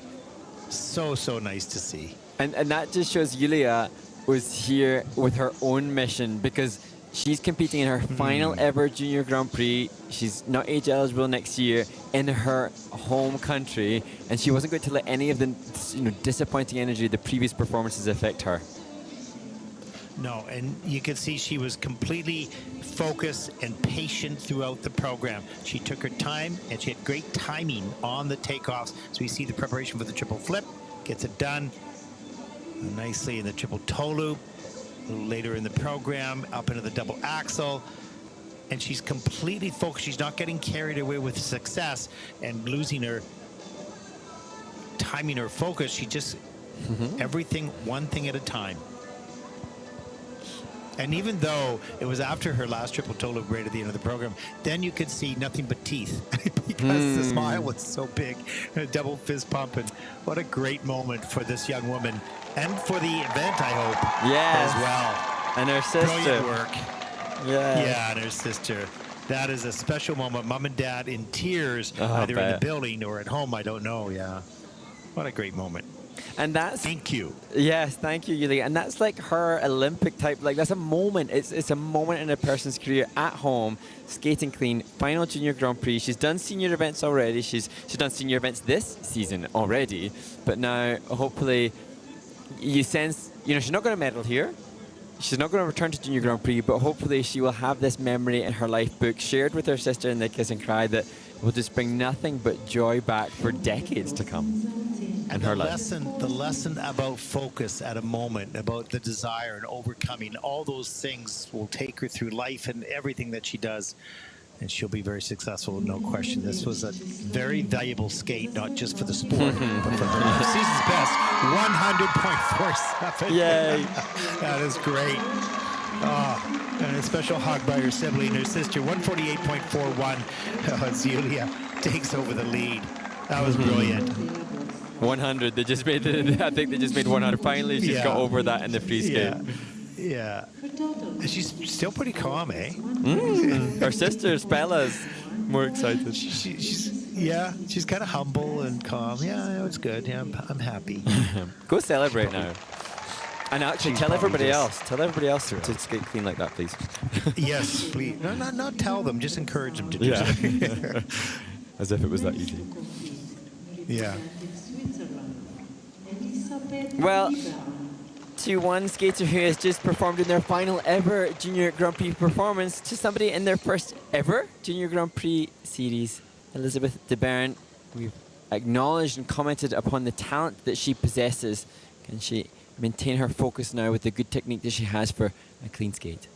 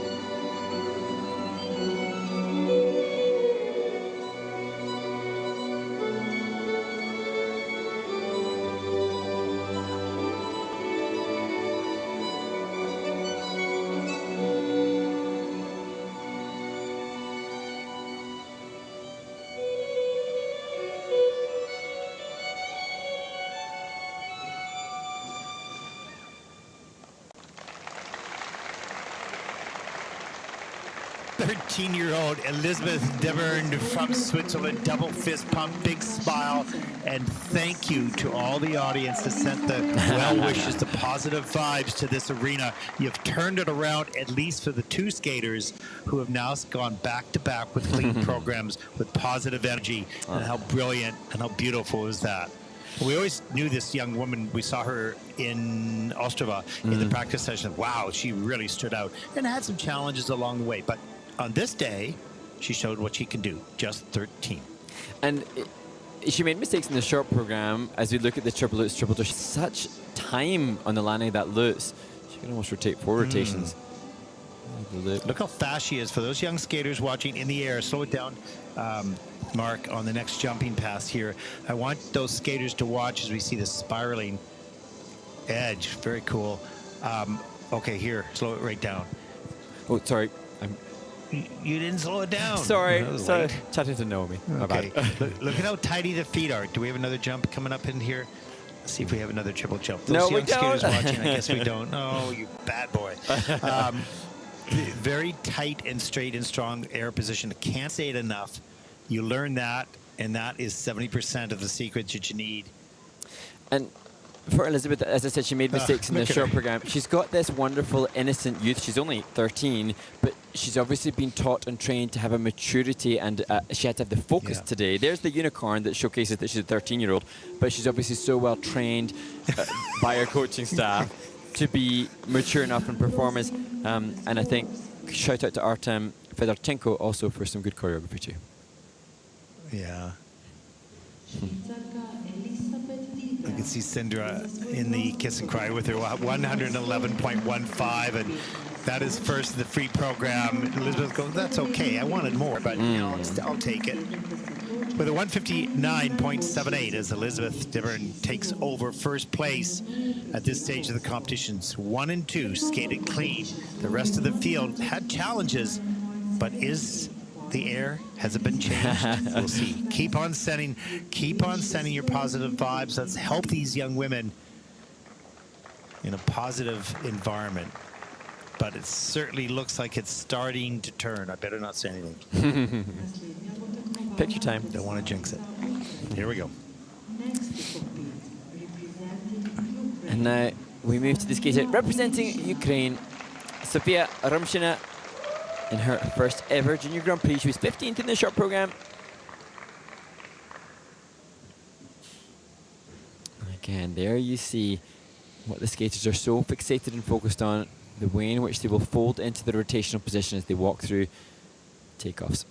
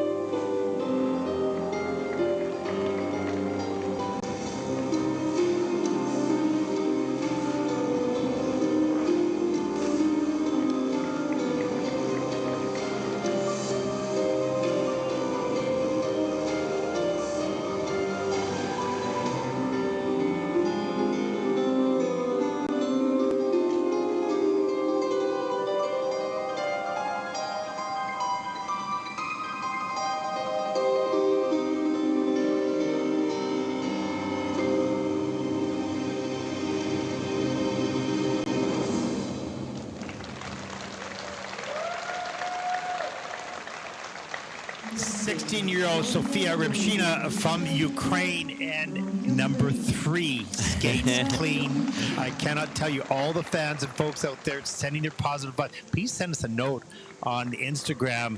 Have you been thinking about this? Are you sending this positive vibe? For somehow, this is kind of freaky. When we started talking about this, we've now had 3 back-to-back clean programs. Before, the earlier groups had a lot of challenges. But there's some inspiration happening in Ljubljana right now. Absolutely, and Sophia may now get, as we see this opening salcho, she's never done triple salcho in competition before. And now she may get the Junior World's minimum tech score with this. Which, just remind the audience, which is? So it's a 72 points of technical score in addition between the short and the free skate. And so, as we see her working through it, she had 27.58 in the short on the tech score, and now she's got, looks like, over 50. So she's comfortably going to now achieve the potential, should the Federation want to send her, to compete at Junior Worlds. And the last time she competed, Ted, well, that's a different one. Yeah, that is different. That's cool. Competed at the Thesis Cup in Izmir and had a free skate of 78.54. So that was the last international that she did, 78.54 in the free skate. And as our coach signifies something on her lapel, this is going to be so different. So different. Yes, absolutely. Another brilliant skate and a huge smile and the kiss and cry coming off the ice. And that's what we love to see. And reason we have so much joy in that, because it's so difficult to skate clean programs. Oh my goodness. So difficult. It's elusive. I always talk about that. But we've had 3 back-to-back here, back-to-back-to-back, and that is unusual. And we're just going to keep on sending our vibes to the rink and keep that positive environment. Wow. And, you know, for now, for Sophia, this is a 6 triples free skate. Now, this gives her, because it was clean, a very clear awareness of what she can now do to improve upon, because that was, I'm sure, the best she can do at this stage. Yeah, absolutely. A 92.45. The expression. No, okay. That is 3rd. I don't know if she saw the skaters in front of her, because they were brilliant as well, with a 141.12, and that'll put Sophia currently into 3rd place. Wonderful skate.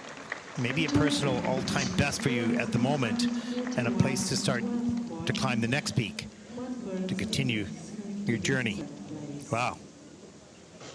Great job.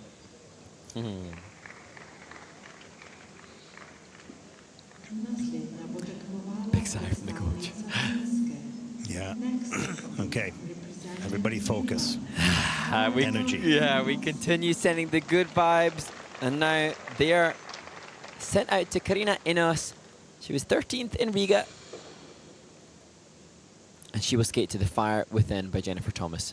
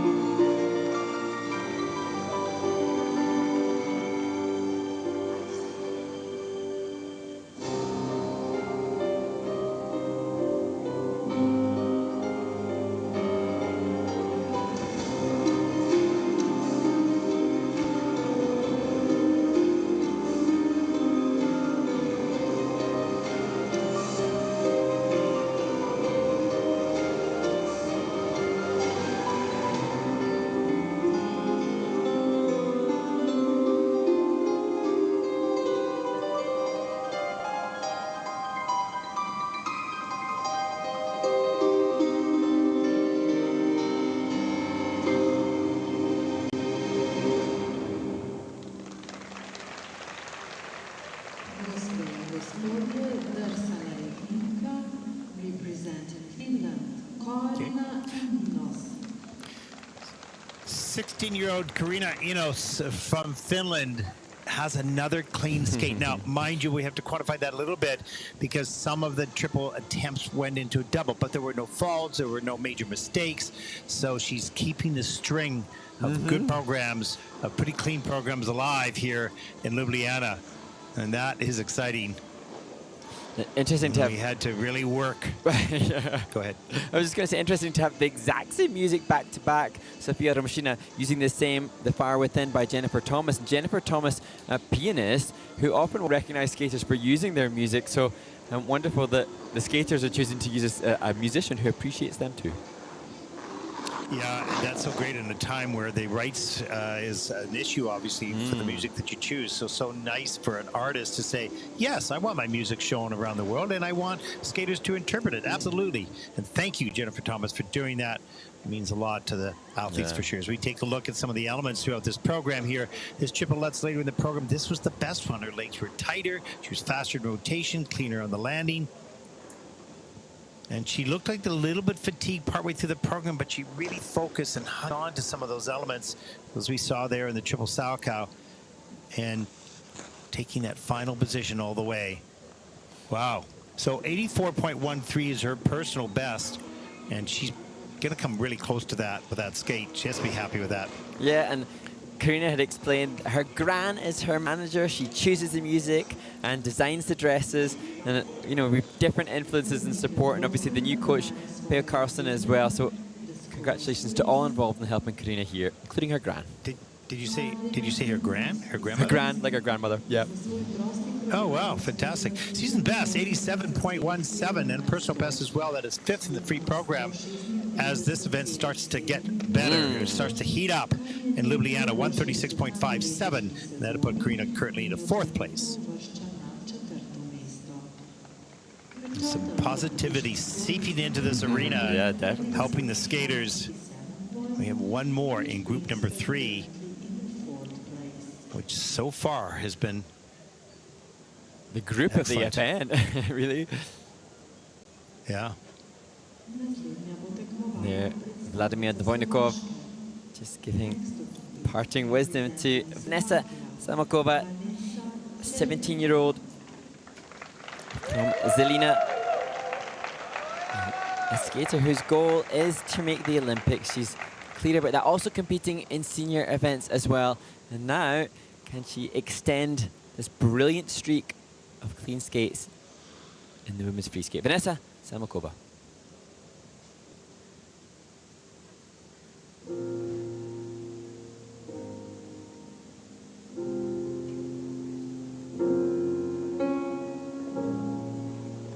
I've been walking in the same way.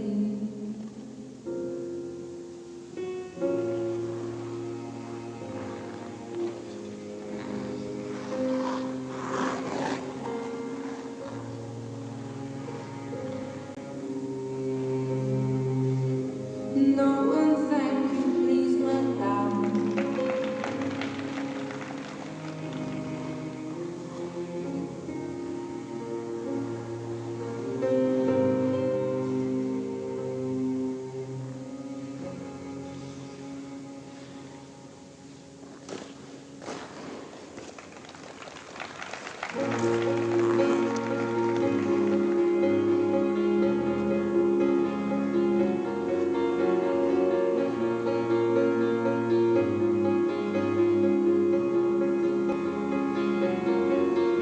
I've been walking in the same way as I do. Been missing out the cracks in the pavement, been tired my clothes, strutting my feet.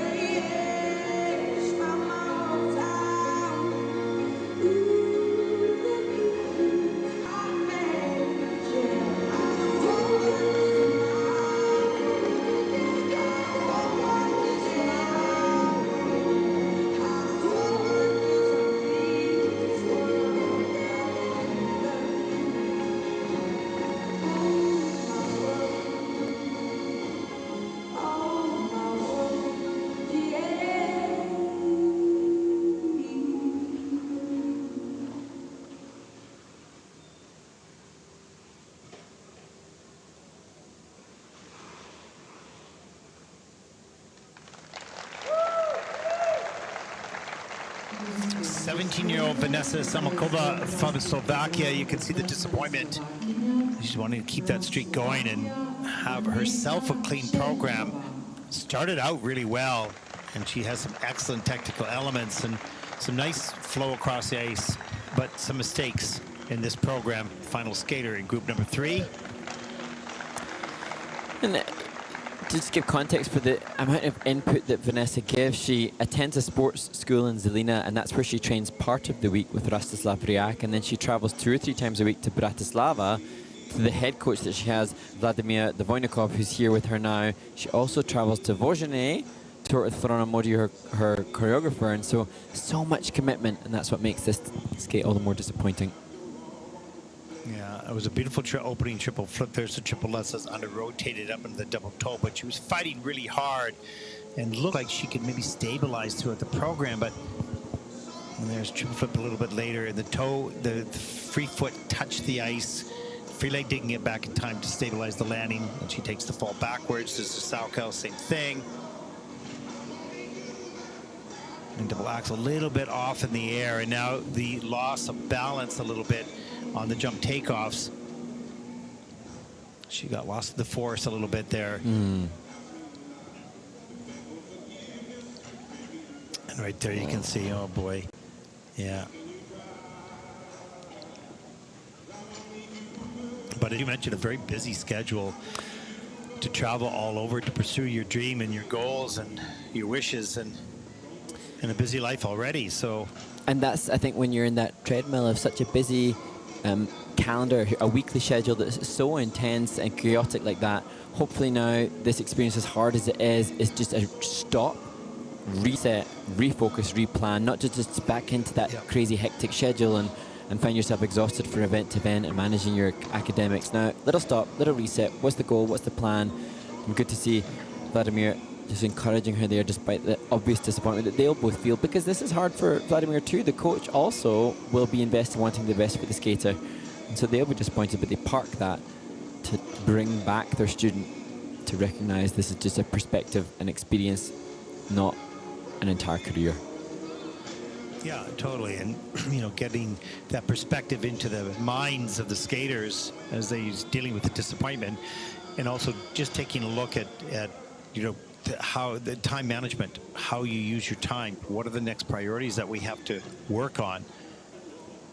It is a long process, and it has probably more it has more disappointments than it has moments of joy. But that's what makes the moments of joy so great in your life, that you want to come back with it.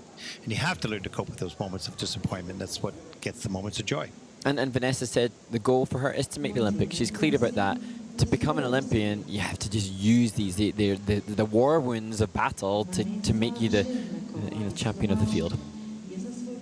Yeah, 71.30 for Vanessa. That is 11th in the free program with a total competition score of 121.72. And she'll go into 7th place at the moment. A lot of good things happening in skating in Slovakia, and I think she wanted to really keep that momentum moving, and she will. But on this day, it hurts. Well, that concludes the 4th. What do we got here? Yep, We're Group 5 coming up. Okay, we have a break as we take a look at the results so far. Elizabeth Dever from Switzerland in 1st place, and we've had some really good skates in that group number 3. Tough skate for skater number 1 and the final skater number 6, but in between their 4 clean programs, and that was really nice to see. Mark, what's on the list for the video playbacks? A chance to tune into the must-watch moments from last week's Junior Grand Prix in Gdansk, and then to the winner interview from Bangkok of Yihan Wang from China, and we'll see her compete again next week at the final stop in Wuxi, and then the comedy cavalcade of A Day in the Life with Ted and Mark. Well, you got to check out Mark's kilt, because it was quite charming, and I was feeling really left out. I needed to have a Mounties outfit, but I didn't have one with me. So next time. You have to check that out. Yeah, we hope you enjoy it. We'll be back right after this.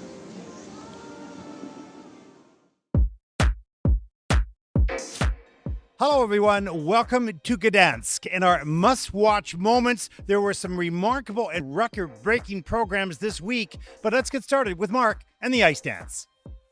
Thanks, Ted. And the must-watch moments in the dance event, definitely down to the winners, Katarina Wolf-Kosten and Dmitry Tsarevsky, who, despite making some mistakes in their first Junior Grand Prix of the series, scooped the highest free dance score of the entire series thus far, and they now pretty likely to have secured their place at the Junior Grand Prix final in Grenoble in December. Ted, what about the women's event? Well, in the women's event, Mark, we witnessed the top score of any Junior Grand Prix event in its history. Mao Shimada of Japan skated to a song based around the cycle of life corresponding to the changing seasons, and it was absolutely spectacular and spellbinding, as well as the triple axel and the quad toe as well. It's a moment you won't want to miss. In my 11 years of covering the Junior Grand Prix, it is the best program I have ever seen. Mark, the Paris. Well, the dominance of the Chinese pairs continued in this event, with Zhang and Huang winning again with a 25-point lead over the next place team, and that secures them 30 points in total, and they are the lead standards going into the Junior Grand Prix final with 30 points, looking forward to December in Grenoble. Ted, what about the men's competition? Well, in the men's competition, Lukas Vlaklavic from Slovakia takes the gold medal, the second gold medal by a Slovakian skater. And I spoke to him. He did not expect, he was maybe hoping for a medal at some point, but did not see this coming at all, and simply focused on his skating. And he is absolutely thrilled, not only for himself, but for the momentum that Slovakian skaters are starting to develop in the women's and the pairs, the dance, and the men's as well. So it's an exciting time in the Slovakian skating community. Mark, what about your most watched moments other than the champions? Well, it's timely that you mention Slovakian skating, because the standout moment for me and a must-watch moment comes from Lukash's sister, Aneta Vaklavikova, and her partner, Ivan Morozov, who competed in the ice dance event. And so often, Ted, you and I acknowledge our appreciation for a nice leg line and a pointed toe, and this very young dance team just embodies that, and the class and refinement of their movement makes me believe that they are a team definitely to watch out for in the future.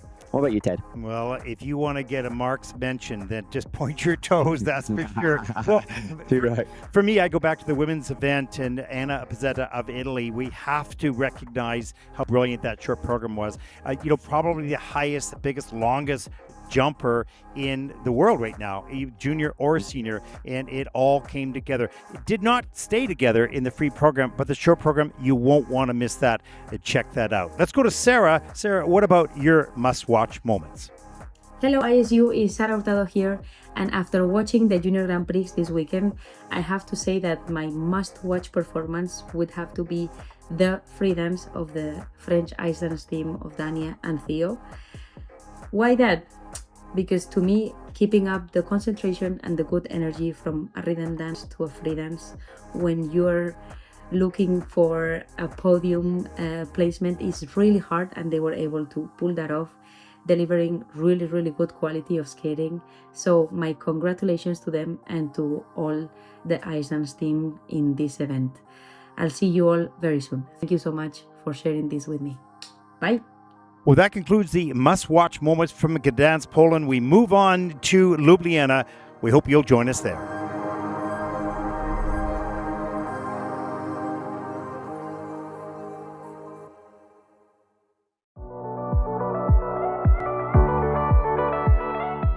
Here in Bangkok, Thailand, with the women's champion Yihang Wang from China, 194.71. Congratulations, first of all. It's your first Junior Grand Prix title, the champion. How do you feel right now? I feel very happy and surprised too.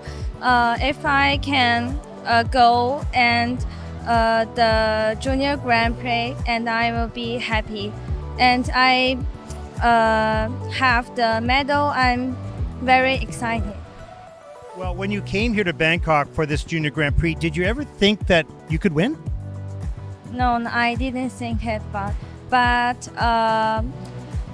just I want to be a clean program and do my best. That was amazing, especially having to skate last. Now, my last question, what is it that you love most about skating? I like most is to show myself to everyone and always do the best in the competition and work hard in the practice. Well, congratulations. You were absolutely brilliant in both the short and the free program, and you are the champion here in Bangkok. Yihang Wang from China, the champion here in Bangkok.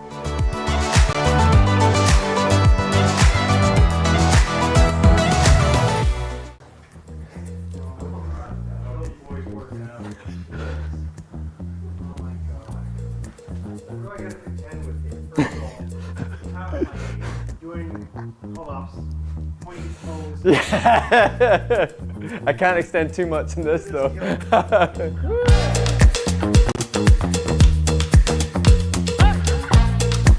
Beauty before age. Beauty before age. Focus on the young guy. Yeah, get the young guy.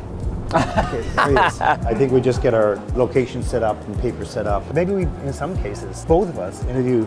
That'd be nice. Like the champion. That'd be kind yeah, of cool. that'd be nice. Yeah, we haven't done that before. Because I think now with the height from They're when probably going, what did you say? You're accurate. You know, exactly. Here is the Swiss timing crew. These guys are silent, right? But they are. With camera. They're incredible. Incredible. I've been working with Thomas for how many years? Huh? More than 10 years. More than 10 years. These guys, these are family. Welcome to our home. The one before. It also doubles as a gym, as a family meal table. Yeah, it's the workout room. People think that we were by ringside and watch this, but we don't. We actually watch here because we only want to comment on what other people see. So if we're not watching what they're watching, then we're commenting on something they can't see. So having a nice big screen like that. This is good. Oh, this is really good. This is really big. And then we have got our little audio things. Turn the mic off. Turn Mark off. Day one. Here, get out. Mark Conradi live. I'll put you on where you're not supposed to be on. There was one day last week when I was talking away to you and then you said Mark. I was like, oh, sorry. Exactly. Welcome everyone to Gdansk, Poland. Week number 6 on the ISU Junior Grand Prix as we do a flyover of the Olympia Arena. And I don't have to reach out and say, Mark, are you there? Mark, you are here. It'd be a real problem if I didn't speak to you now when we're sitting right beside each other. Yeah, I'll come. Yeah.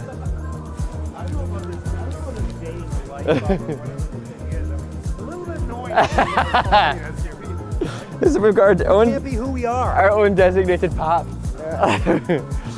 Let's move fast. Yeah. You don't need any more caffeine there, buddy. Enough energy as it is. He's wired. I don't want that voice to go any higher. Rein it in, and ready, rein it in. So how do we want to do this thing? Are we like this? Like that? Should we do this? Like. Oh yeah. No, wait a minute. That's kind of weird. But okay. Yeah, done. We have to have a like a.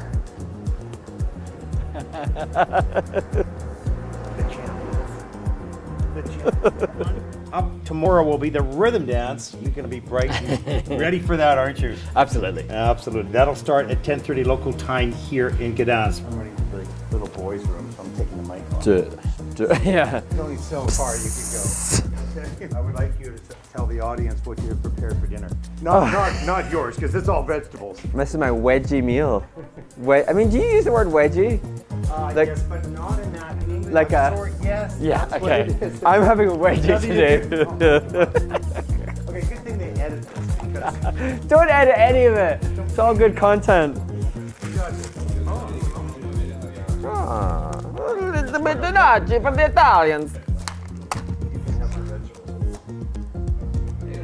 oh my gosh. Come on, you need to try harder. What is that? Is that a man purse? Do you have that hanging out? What is that? You trying to show me up here? Not hard. Okay. All right. I mean, this is a star. I know. It's my turn. Yeah, there you go. Just trying to compete, you know. I should say to people. I should tell people that. See, they've all gone quiet now. That's the. Is he from Rio? Is that good? Yeah, I know. Yeah. I need to find the pair team. The pair team. I'm wearing it for the pair team. They're from Dundee. Now he has a reason. I have a reason. I have a reason. Okay. Oh, this is good. Yeah, that was after you put it on. Okay. Hey. You're very welcome. Hey. You're very welcome. The power of If the you kill. weren't here, that would not have happened. Okay. Yeah. For all of us here at the ISU, and for Mark Conradi, I'm Ted Barton. Thank you for watching. Make sure you join us tomorrow for the Rhythm Nap. Hey. My ears are hot. Yeah, me too. So we tend to be one of the first in ahead of the officials and pretty much always the last out. What's your point? I want empathy from the... There's no empathy. There's no empathy, especially when you're laughing, having fun at doing something. Nobody's gonna feel sorry for us. So look over there and say goodnight to our folks that are watching this. We hope you enjoyed a day with Mark Kiltman.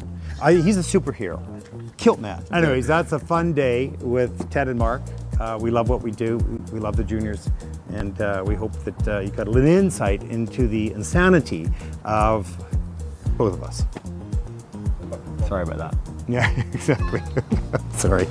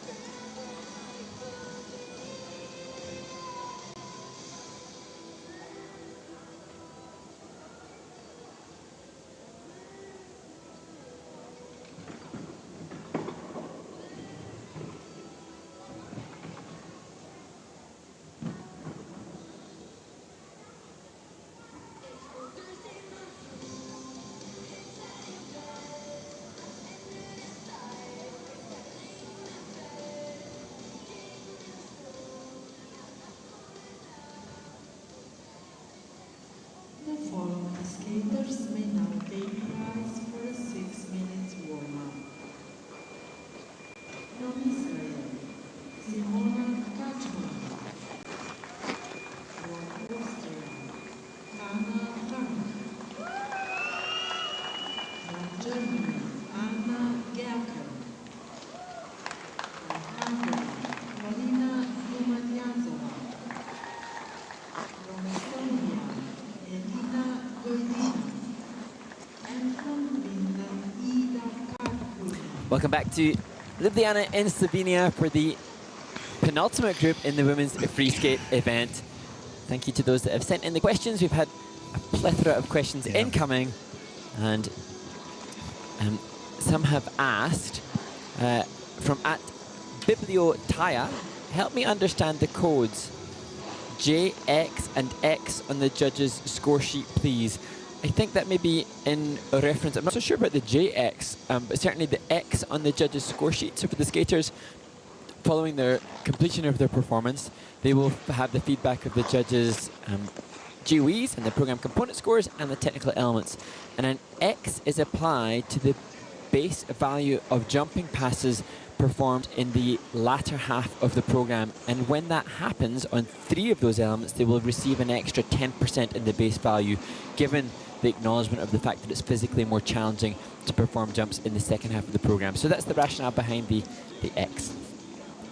And that was one of the things that we brought in early on when the new judging system was developed 20 years ago, or over that now, was the recognition of the difficulty to perform a difficult jumping pass in the second half of the program. So we added value to that because the programs were really weighted to the first half of the program. Everybody would just jump, and they wouldn't do much in the second half. And so we wanted to give value to those people prepared to risk the challenge of a jump late in the program. So a bit of the history. Yes, I love history. The next question is some odd hops in the spins this year. Is it something they get extra points for? And what's happened this year, as is often the case every season, is that the International Skating Union released the rules and criteria for the year ahead. And what happened this year after Congress was that the changes to the spin levels, insofar as you can only have 2 variations in any one spin, and thus consequently the skaters are having to use different types of features than we saw in seasons previous. And that's why we're seeing more of the hops and changing from one foot to the other or hopping within a spin, because the skaters are now forced, because of that new rule change, to do different features. Yeah, and you see them hop up into the heel of the blade or onto the toe pick, which is a feature which, you're looking for 4 features to get to level 4, so that would be one of them. Yeah, and that's another new one, is what's described this season as a difficult blade feature. So previously, if a skater had done that within a spin, it could potentially boost the grade of execution, but wouldn't have given them a level. Whereas now, that will be another way in which they can achieve a higher level. Next question. Well, actually, the first one, I won't give a question here, but somebody just acknowledging, thanks, both of you from Sequim, Washington, up early with you, Ted. So somebody in North America who's sharing your early start. Yeah, just south of the border, actually, in Washington State in the United States. Is one of those kind of forgotten states. Everybody talks about California and New York and Texas and stuff, but Washington State is spectacularly beautiful on the ocean, of course, with mountains and skiing and fishing and you name it. Okay, there's a little PR for Washington State. The tourist board. Sorry, go ahead, Mark. PR. Yeah. Question coming in. Hi, Tark. Who do you think will be the front runners in the senior women's field this season? And that question comes from @Jacob1s.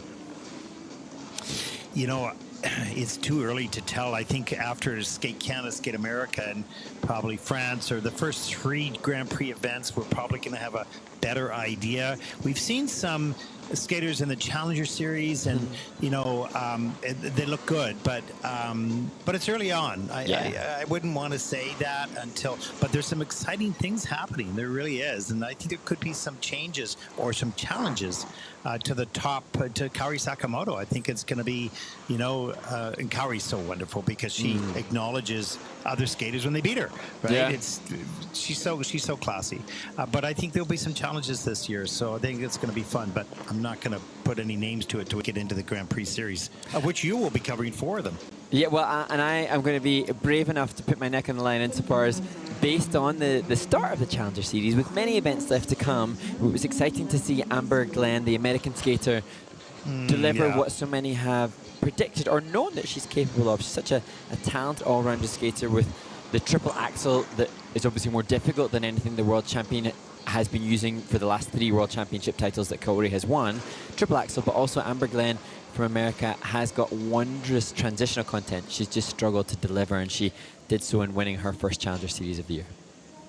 Just want to see 1 or 2 more competitions for Amber in that way, and then that she's on it. So, I wanted to mention her, but I thought, okay. Well, I shouldn't be jinxing. I shouldn't be jinxing. I know exactly. So, okay, what else we got there? Good questions, though. Very good. Great Thank questions. Next question: how many jump combinations / sequences are required in a free skate, and then how many are allowed? Well, not required. There's no requirement for jump sequence or combinations. Go ahead, Mark. So the skaters are allowed to do up to a maximum of 3, but they have to be 2 jump combinations and 1 3-jump sequence. But they don't get penalized if they don't have it. They just lose the points for not having it. So and that's why we'll see the skaters always endeavoring to make sure that they maximize every opportunity that they have. Yeah, exactly. Here we go. Group number 5. And now, opening the group, Simona Tkachman, the 14-year-old, who, as I said, I think, in the short program, found herself surprised to get a second Junior Grand Prix assignment, acknowledging how many other strong skaters there are in her nation, but so grateful to be here and have been selected.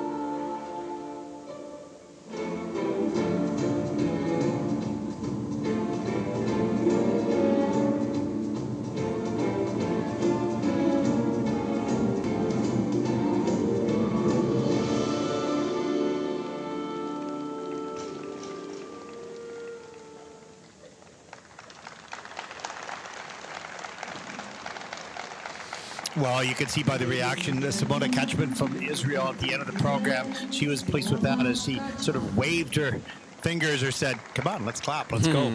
And had some challenges maybe a little earlier on in the program and really fought back and had a good skate. The one thing I would say is that I think that there needs to be perhaps a little bit more choreography and transitional movements in between the elements were the main focus. This is normal in junior because there's so much to do. You can't do it all. So it's completely understandable. But you can see some charming choreography here right off the top of the program. And then you get sort of absorbed with the technical elements and it doesn't give you time to continue that. Yeah, and interesting, Simona had said to me that she's grown 3 centimeters in the last month. Just in a month, and how amazing to have then been able to stick these landings when she's dealing with an ever-changing body as she grows taller. That is a really good point. If you're growing that much in a month or in a few months, nice triple flip, triple loop. See, look how tight she is in the air. Watch, slow it down there, Mark. Nice and slow. Look at the feet. Look at that feet, nice and tucked together. So important, young skaters out there. Get those feet and those legs nice and tight. And there it is. Look how fast she'll rotate. And even if it's a little bit on an angle, you're going to be able to save that jump. If your legs are too far apart, it's going to be really loopy and you'll be pulled in all sorts of different directions. So efficiency in the air is so critical. Love that. And there's, yeah, and just a little fist pump right at the end there. Energy. That was cool. And Simona acknowledged the support of her parents. When skating got serious, her parents bought a house around the corner from the only rink in central Israel where she lives, and so much gratitude to her parents, yeah. Well, season's best at 95.74 for Simona Kachman from Israel. That's third in the free program with a total competition score of 146.86 as she takes over third place, at least for the moment. Well done.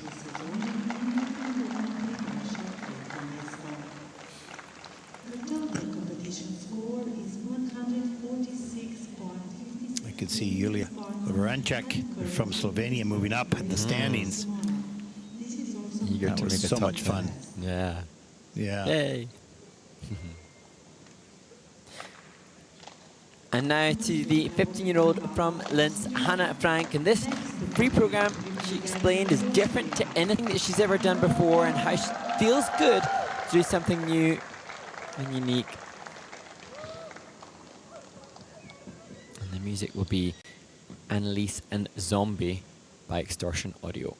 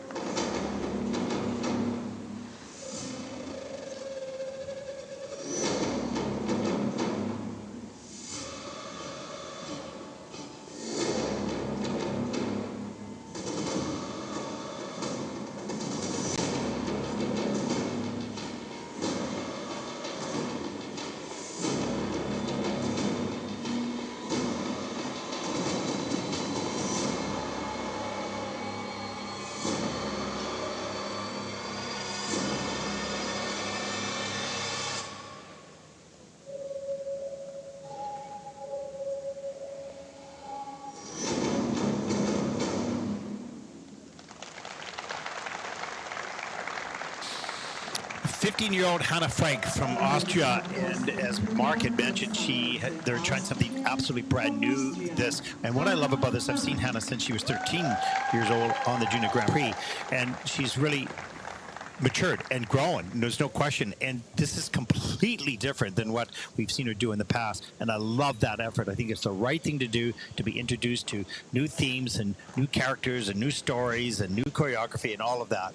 And whether one would like it or not is irrelevant. The point is, it's an effort to expand your horizon, and I think she did a good job of that. Some nice jumps, some had problems as well. Here's the triple lutz at the top of the program, under rotated, hands above the head if you noticed on that one. Let's see what happens here in the flip. Watch the hands above the head, stretching the spine out. Nicely done. We talked about that a little earlier in the show. And then unfortunate mistake on the double axel. Nice spin, good speed. Look at that. Not sure what they call that. I can remember Ravi Walia did that many, many years ago, but that's not easy to put the leg underneath on that sit spin. So some real improvement, Mark, with Hannah and reaching out to explore other possibilities in choreography. Yeah, and I always think that Hannah skates with cleanliness. Like she has like a clean style, but that's just in her basic skating skills, the clean, good quality basic technique, and then on top of that, they're playing with the characterization and the composition and the presentation. But there's something about Hannah's skating that it's got crispness to it that I appreciate. There's growth here. There's growth in maturity in her person on the ice and in the exploration of the music and the choreography, and some better technique and some more successful jumps, some mistakes today as well. This is part of the journey, and this is climbing the mountain, and she's on her way up. I mean, this is just getting better. So congratulations to her and her coaching team for, slowly and meticulously developing an athlete through time, and as they grow both in maturity, physically and psychologically, emotionally, matching, exploring the possibilities. So great job, great work. And, the planned program content suggests Hannah's capable of significantly better tech score. Hopefully before the end of this season, we'll be able to see that cleanly delivered. Yeah, exactly. Well, she has a personal best of 86. She'll fall short of that here with a 76.64 with the mistakes. And you can see her go, yeah, I get it. I made those mistakes. That's 8th in the free program, 128.61, 7th overall. You're on the right track, Hannah. You're doing the right things. We can see the growth and the improvement. Keep it going.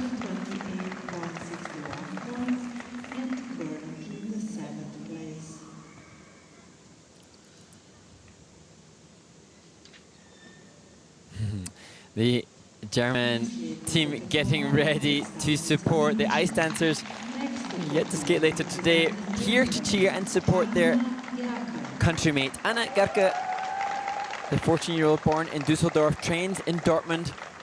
Just giving a look up there, I think, to the stands. And this skater showcasing a wide variety of performance ability. It was the Matrix yesterday, now the Phantom of the Opera.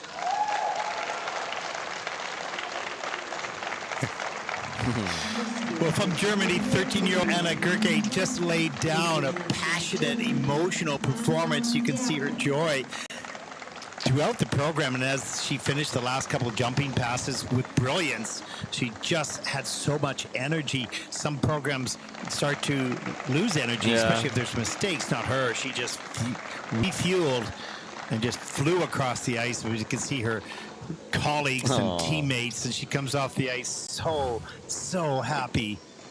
Another brilliant moment here in Ljubljana. We've seen some really good performances and some challenging ones as well. The group hug. And that excitement, I think, born in the fact that she's had her first Junior Grand Prix. She blew us all away. We were raving about how wonderful she was. And so thus coming into this event, there's a different experience. And I think our coach, Martina Dijk, was explaining that she had the innocence of not knowing what really to expect coming into Riga, where she placed 6th. Now, there was pressure because we knew how good she was, and she's lived up to that. Oh, totally. And you can see that landing there. I was a little bit nervous. It's a bit of a automatic for her when things are a little bit off. She'll bend down so low, but she fixed it up later in the program. Look at the landing here. She's a little bit forward, but not too bad. And that was not easy. Triple loop, Euler slow, triple Salchow didn't touch the ice, but they got better a little bit later in the program. There's a triple toe loop, reloads, triple toe. That was a beauty. Nicely done. Triple Salchow a little bit later. Easy landing, soft knees, good straight back. And look at that little waltz jump into that Ina Bauer. That was spectacular. And this is where the energy just said, okay, I'm ready for you here. I'm going to perform. That was great. And actually, of all the components and all the aspects, we've seen some great skates already. As Martina, Coach Martina and Victoria, I don't know what they're saying, but sending a signal. This was the best presentation. We've seen other good skates, but I think this was the best clearly delivered presentation. Well, and it wasn't choreographed. I mean, there's choreography, but that comes purely from her heart and her joy in her skate. It was beautifully done. Season's best, 109.70. That is second in the free program. And she's probably wondering, why is that second? You know, with a 163.44. But that'll put Anna Gerke from Germany currently into first place. Great job. Well done, team. Yeah, really well done. 2 thumbs and a prayer. And a prayer. Don't need that now. Job's done. Season's best. With this result, she's currently taking the lead. And now to Polina Zumania-Jazova, a skater who struggled in the free skate in Ostrava, in the Czech Republic, but a skater with huge potential. Big jumping passes, good speed. Just wanting that clean skate. Just like to see a little bit more emotion from her expression. The choreography is good, the skating is good, the jumping is good. Let's take a look.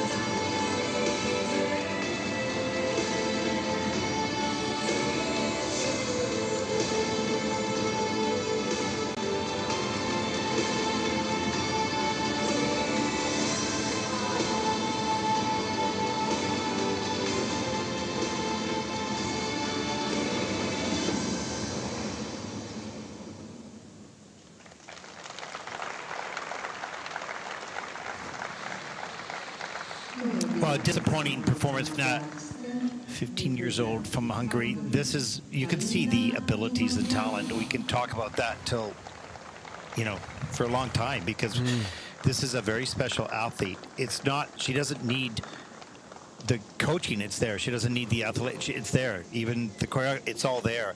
It is perhaps the sports psychology or the ability to produce under, the pressure moments. And this is the one thing that she's missing. And you have to learn that, and you learn it from challenging performances like this. But boy, when you take a look inside, you say, wow, what's missing here? What could be worked on better? She has everything. Maybe a little bit more emotion in her face, perhaps, connection to the music. It's a nice double axel and stretch free leg. Here's the triple Lutz. Look how high that is. Beautiful. Reaches down, pushes up to the triple toe loop. There it is. Beautiful triple Lutz, triple toe that gathers 11.11 points. A triple loop. Nice. Beautiful extension. So it's all there. It's just not making the small mistakes, and that crept into this performance.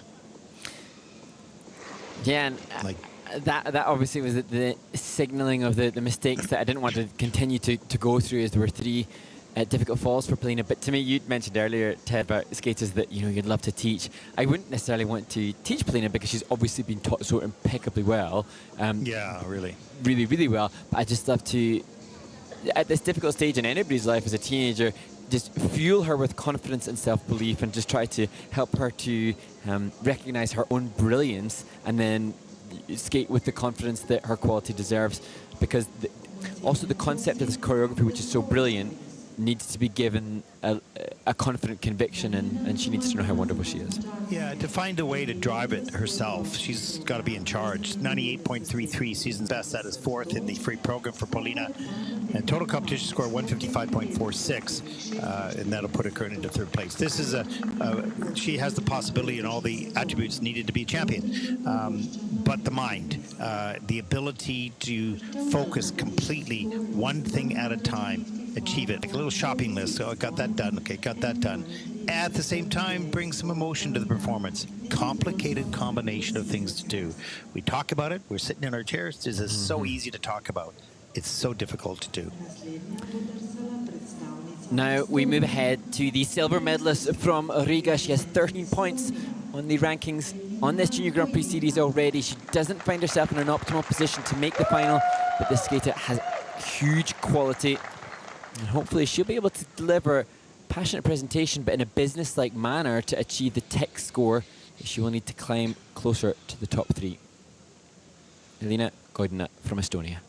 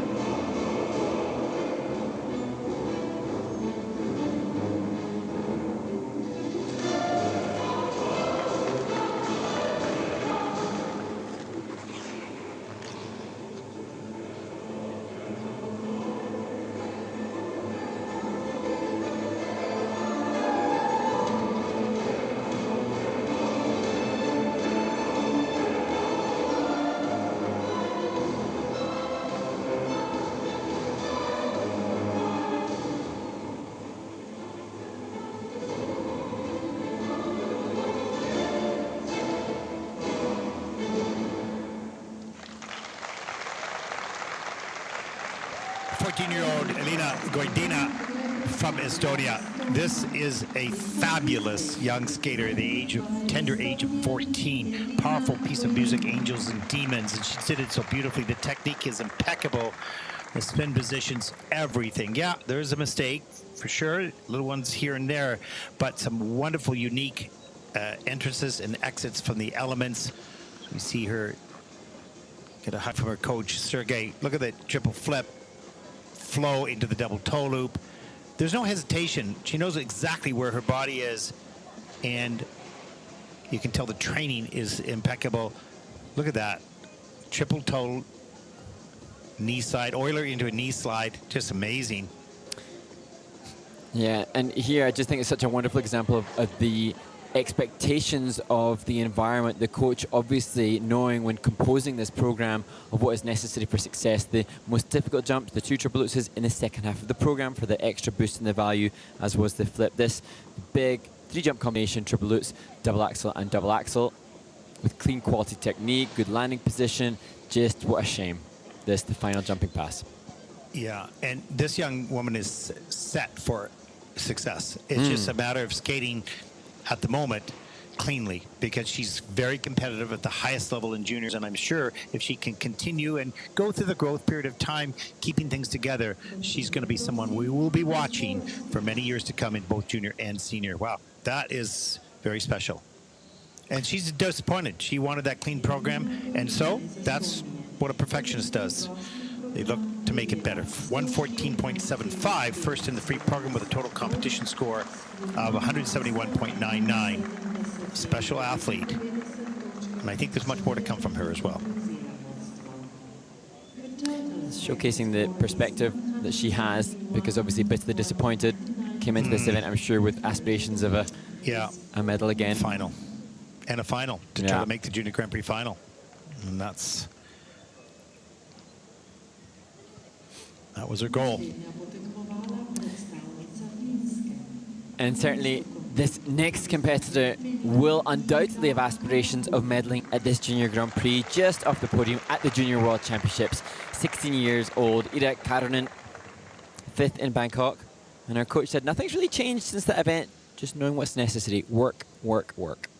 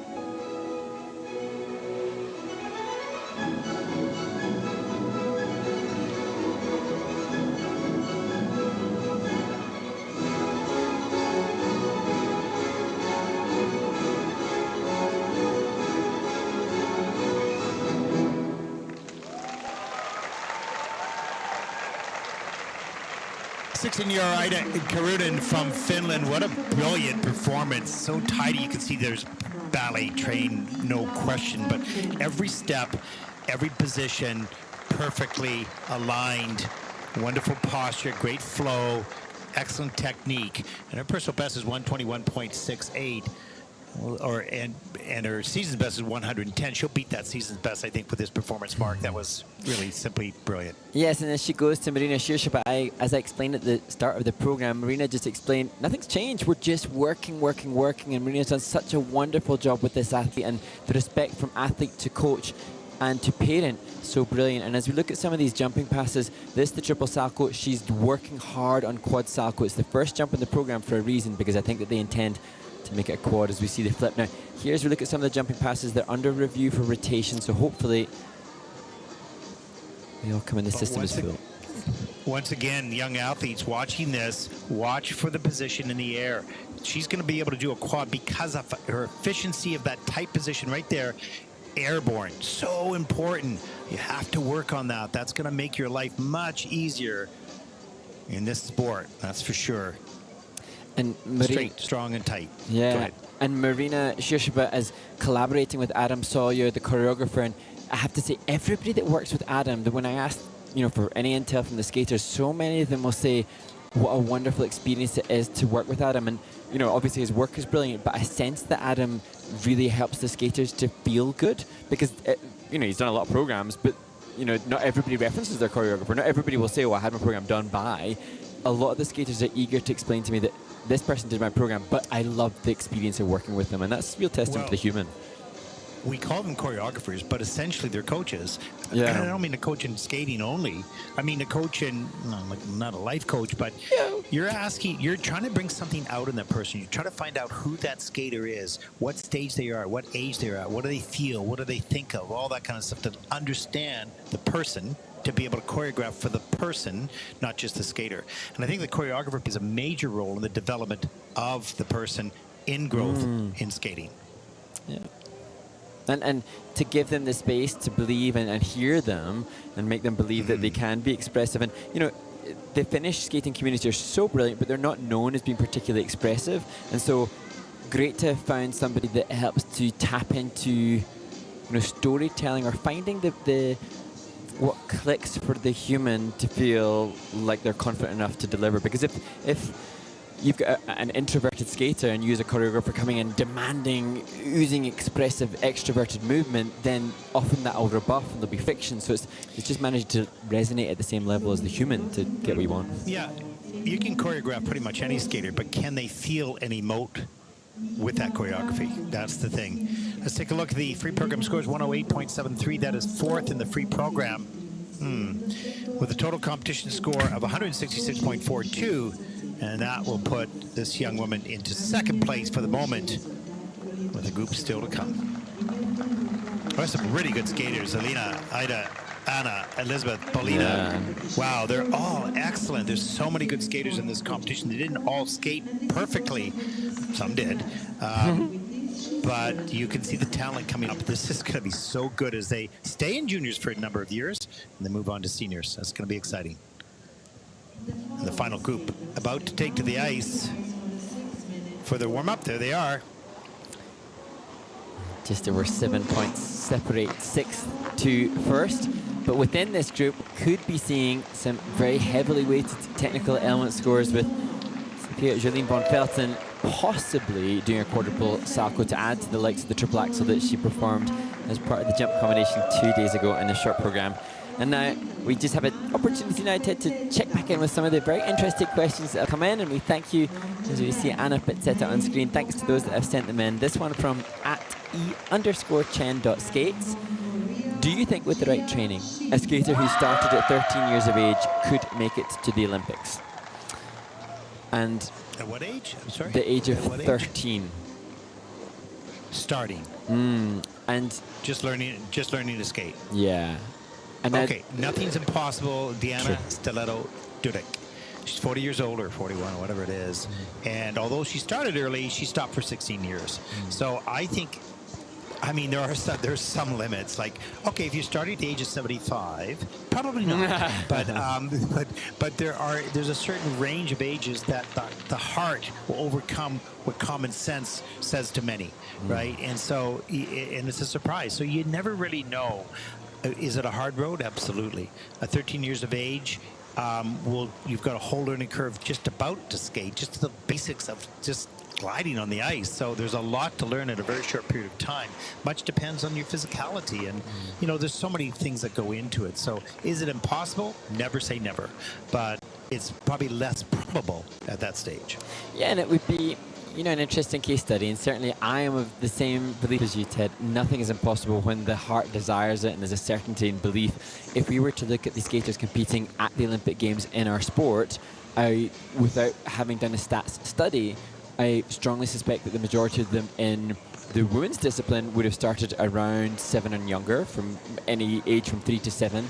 I do know of studies the likes of Johnny Weir, who I believe started at the age of 11, who went on to become a world medalist. Different disciplines require different things. The stats would suggest that that's highly unlikely, but just as you said, Ted, the desire and certainty and belief in a human can make all sorts of unexpected things possible. Yeah, you never know. Okay, what's up next? Next question.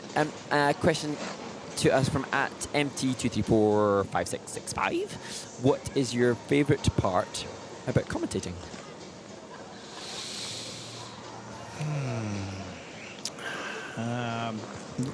Laughing with you, really. I mean, actually, I'm a little bit of an introvert. I'm not really an extrovert. That sounds weird because I'm talk online and you're on a broadcast, whatever. But when you find people that you can, dive into a conversation, have a sense of humor, put things in perspective, debate, whatever you want to do, that's always enjoyable. And there's not many people in life that you really connect with. And I think, Mark, you and I, we don't talk all the time, but certainly on competition we do. And we fit, I think, rather nicely. And so that's my favorite part, is to, for me personally, that's my favorite part. However, having said that, the big vision 11 years ago, when we brought this concept to the ISU, was to create an environment for the skaters and the coaches and the fans around the world that would pay attention to the juniors, that would value what they do, that they would be in a safe and positive environment, and not to be criticized, yes, analyzed fairly and honestly, but in such a way that encouraged them. So that's my favorite part. I think we've done that to a certain degree, and we being a lot of people, from the production people, the ISU, most certainly the social media team, and you and I, we have the best part because we get to talk. And so I think that those two things, getting to be on the broadcast with you, but also the mission, the vision that I originally took to Peter Crick and the ISU, realized, and I'm really proud of all the people that were involved, particularly the ISU, that took a risk and took a chance on this property, and I think they've done a brilliant job. So yeah, that's my answer. Well, how do you top that? And, I think, I don't know. I don't think I'll try, but certainly I think it's a real pleasure and a privilege to try to represent the skaters, and I think one of the reasons that we get along so well is our mutual respect for the skaters, the coaches, all that are involved, and the sport. And I think we really do care for the sport that we've devoted our lives to. And I think, I don't know, Ted, as we see Triple Axel comfortably and confidently done. Easy. I think perhaps it's the case in all sports. I've spent my whole life in an ice rink. I don't know much outside of the ice rink world, but I think it's often the case, and I've been party to these conversations, where people will tear down the leaders, and people will make suggestions and complaints to those that run any organization. But I think we're really fortunate that we are able to say from the inside that we are speaking positively about the sport. We love it, we care for the people, and whilst everything can be improved in every facet and aspect of life, fundamentally, all those people on your screen right now share the same love for skating, and we on this side with the headsets on, we're with them on that front. We share love for skating. Absolutely. We've been skaters at the world level. We've been coaches. We've been officials, commentators. So we have sort of that overall view. And in regards to the ISU or any federation, the people that criticize that from a position really not of knowing, because they're not involved. So they're not in the meetings. They don't understand the complications, some of the decisions that have to be made. So, I mean, it's fair opinions. I have no problem with opinions. Yeah. Different or negative or whatever. That's fine. No problem. But understand that there's a lot more information than you currently have based on your opinions. So it's the same thing with us. I'm not in those meetings. I don't know, but I've been around enough to know that it's complicated, and I appreciate the effort that everyone is making. Let's go. You're on. Final group, Mark. That's awesome. And opening the final group, Sojin Yoon representing Korea, and her training mate, Cheon Kim, has just done brilliantly in Shanghai at the Shanghai Trophy. I just saw that. And so I'm sure she's used to performing in front of other brilliant skaters. Can she deliver now?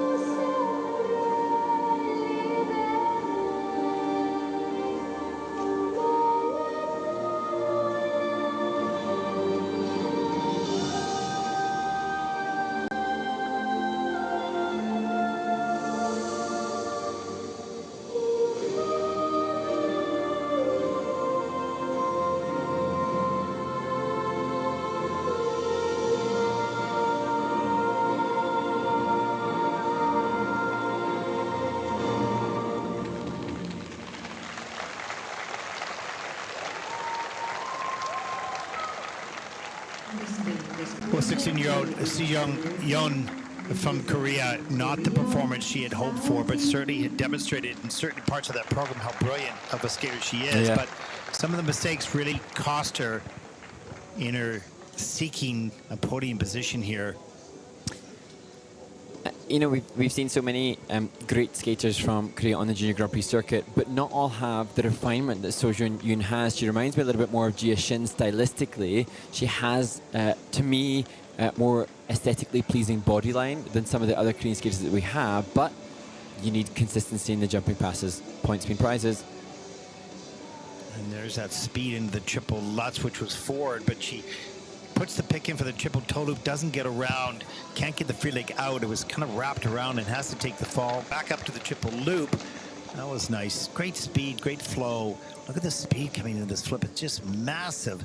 Down low in the knee, launching herself up into the air, step up into the double axel. The free leg's a little wild on the landings, gets a little bit too far away, and so it can't check out quick enough sometimes, which causes problems. The triple Lutz, see that free leg stuck forward? She's strong enough to get it back in that case, but the longer it takes, the more risk there is of taking the fall.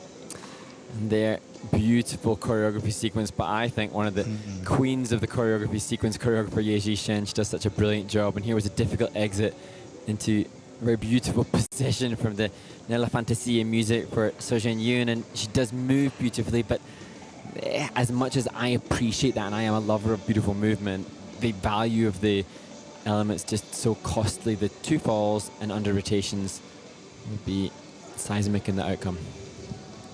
Yeah, it's the technical can destroy the artistic.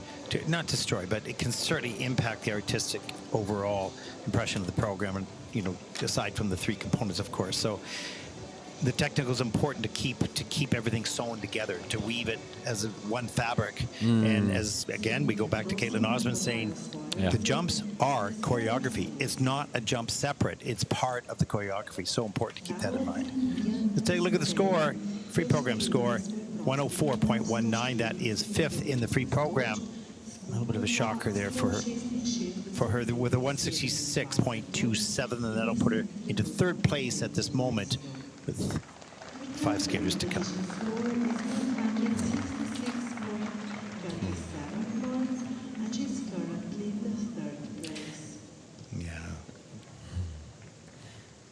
Now, we move on to a skater who will be disappointed to find himself in 5th place after the short program, because Rena Yuzono from Japan only ever medaled both in the Junior Grand Prix and the Junior Grand Prix final last season. However, after a 4th place in a Strava and a 5th place short program, I can see the improvement, the maturity, the refinement, the storytelling. So brilliant. We hope for Rena Yuzono that the jumping passes are clean and consistent now to add to the quality of the components.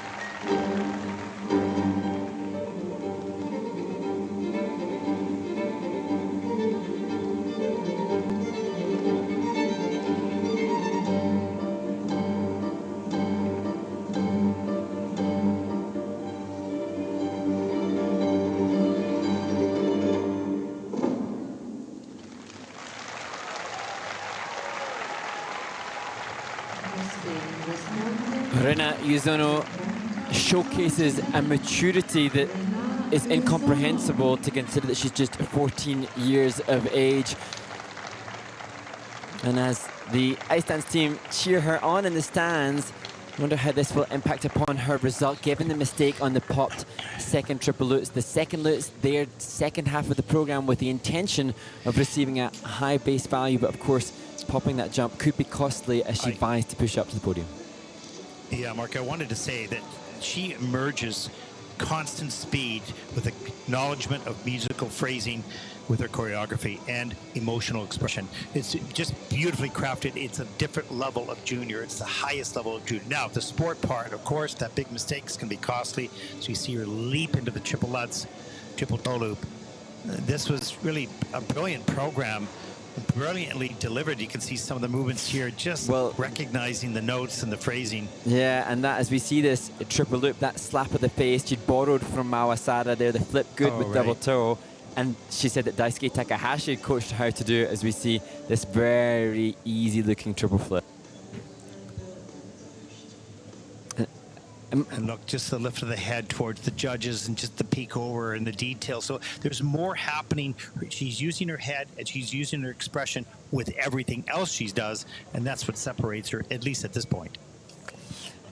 Yeah, and for me, from a composition perspective, there were a couple of times when I thought perhaps she'd rotated a similar direction pattern-wise, but so that would affect the composition, but the presentation, the nuances in the emotional commitment, so great. And I have to shout out to Mihoko Higuchi, the coach and choreographer. She has been involved with so many great skaters, and she was pivotally involved in the creation of Shoma Uno, who's just recently retired. And you know, she's obviously doing a very, very good job. And as I've said before, she has her own unique stance, and you sense emotion, a big influence on the creation of the program.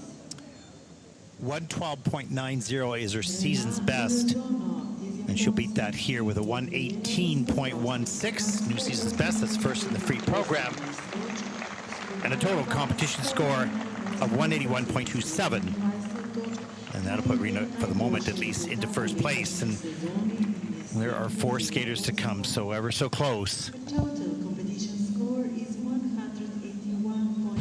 What a beautiful program. What a wonderful skater. One mistake. And you can see the disappointment in her, you know, just with the one mistake. They're so refined down to one thing. If they don't skate clean, there's a disappointment. I understand that. That's what you need to be a champion. And now to the skater who had all of the grades of execution in the positive by the judges in the short program. Triple axel, triple toe. We've seen on camera the triple axel in the warm-up. Will she include quadruples as well? Sophie Jolien von Felten.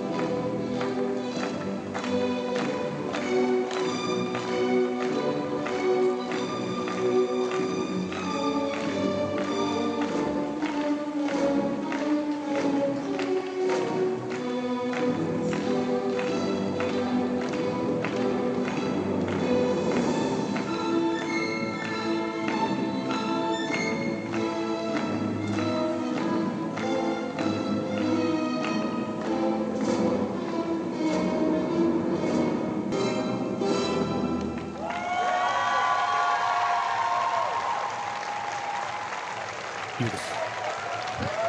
Well, Sophie Jolene von Felten from the United States of America has just delivered a huge technical element score, almost 80 points, thanks to wonderfully easy, effortless-looking triple axels. We've spoken about grade of execution and the criteria for a positive grade of execution: good height, good length, good takeoff, good landing, and effortlessness. And that was so very evident, not just the fact that it's the most difficult jump that we'll see in this competition, but the effortlessness with which she does it, as we see here, are stepping up as the first one.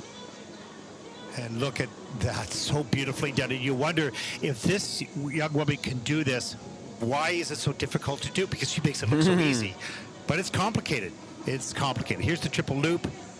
Everything so solidly done. She knows exactly where she is and what she has to do. Arms back, free leg and arms go together, up into tight rotation position. So solid and without any doubt whatsoever. Triplets. And even when she's a little bit off in the air, perhaps she knows exactly where she is and what she has to do to pull it out. It's just instinctive for her. What an athlete. Yeah. And here, as we see some of the Romeo and Juliet interpretation, she chose her own music and she enjoys the difference between this and the short program.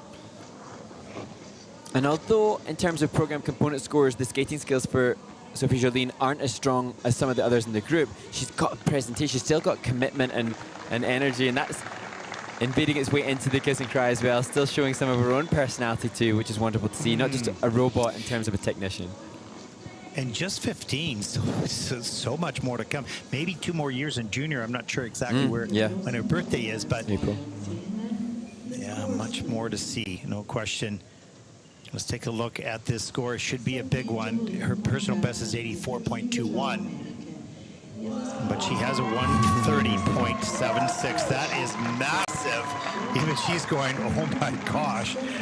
Well, that's 197.41, almost 200 points. Wow. That's really endearing to see the surprise that she has, because to me that's unsurprising given the content that she did, but endearing to see her reaction to it. As we move on.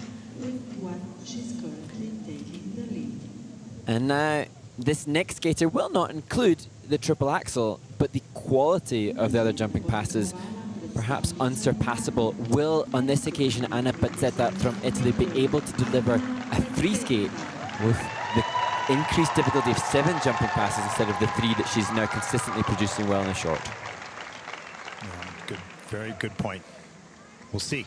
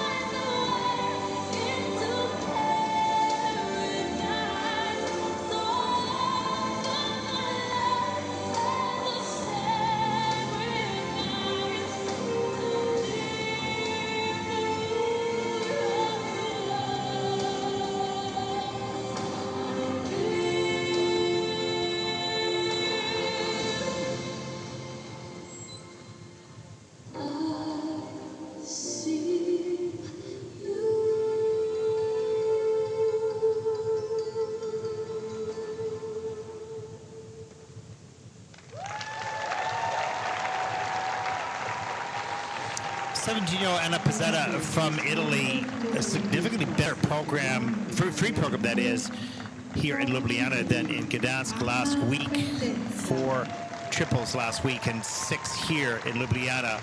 Still some pops of triple combinations into double, and a really good spinner, excellent as well. Covers the ice, speed all the way through. There's so many good things. Perhaps any emotion that she has is not shown through the choreography. The choreography is there, and she does it. Doesn't look like she feels it yet, but that's still a work in progress, no question. Technically, one of the biggest jumpers in our sport right at the moment, but it's hard to maintain that all the way through the program with the speed. Look at this triple flip. It's massive. And the running edge is so good. Yeah. And it's, skaters back home say, look, she's not even tight in the air. That's because she's about 4 feet in the air. Yeah. Has, lots of time to get around. But it would be helpful for her to be a little bit more efficient in the air so that she didn't have to use so much energy to get that high, because it wears out a little bit at the end of the program. But on this day, it was much better. Much, much better.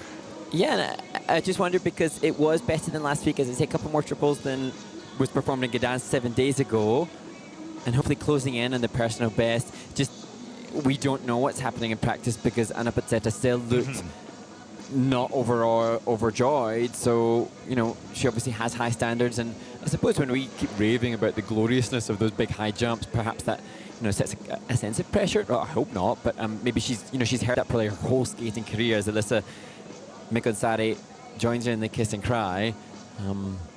Maybe she feels a weight of responsibility on her shoulders.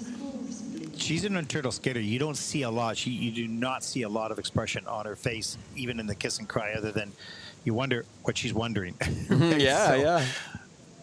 We'll see her score, which I think is going to be definitely better than season's best, perhaps. She's wanting to prove to herself and to the rest of the world what she's capable of, and that's still a work in progress, but certainly getting better. Season's best 112.62. That's 4th in free program, with a total competition score of 179.76, and that'll put Anna currently into 3rd. And certainly improvement, and hopefully she feels a little bit better, but unsatisfied still. Well, that's what champions do. They keep on trying to get better.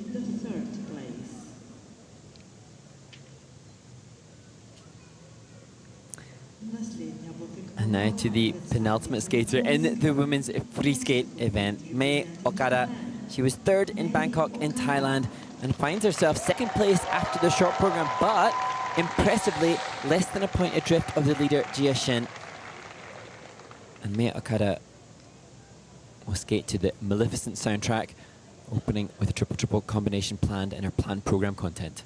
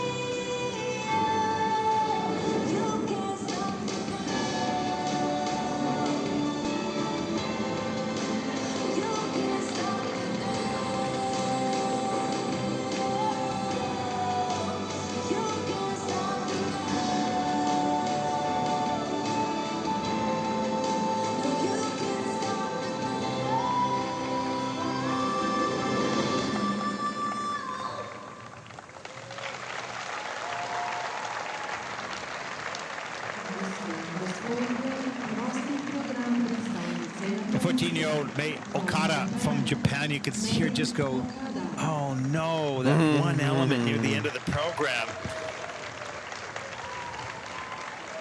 Everything was so seamless. Yes. Mark, so much choreography and transitions into and out of all the elements. And we go back to Caitlin's comment about the elements being choreography. They are part of the choreography, and they're not separate. And she made it look like that. That was nicely done. And I shout out because Kenji Miyamoto, the choreographer, I don't know this, I've not met, I don't think, or Yutako Wakamatsu, another listed choreographer for Mei Okada, the sensitives, even here, difficult cluster of turns as an opening, but she does them so beautifully.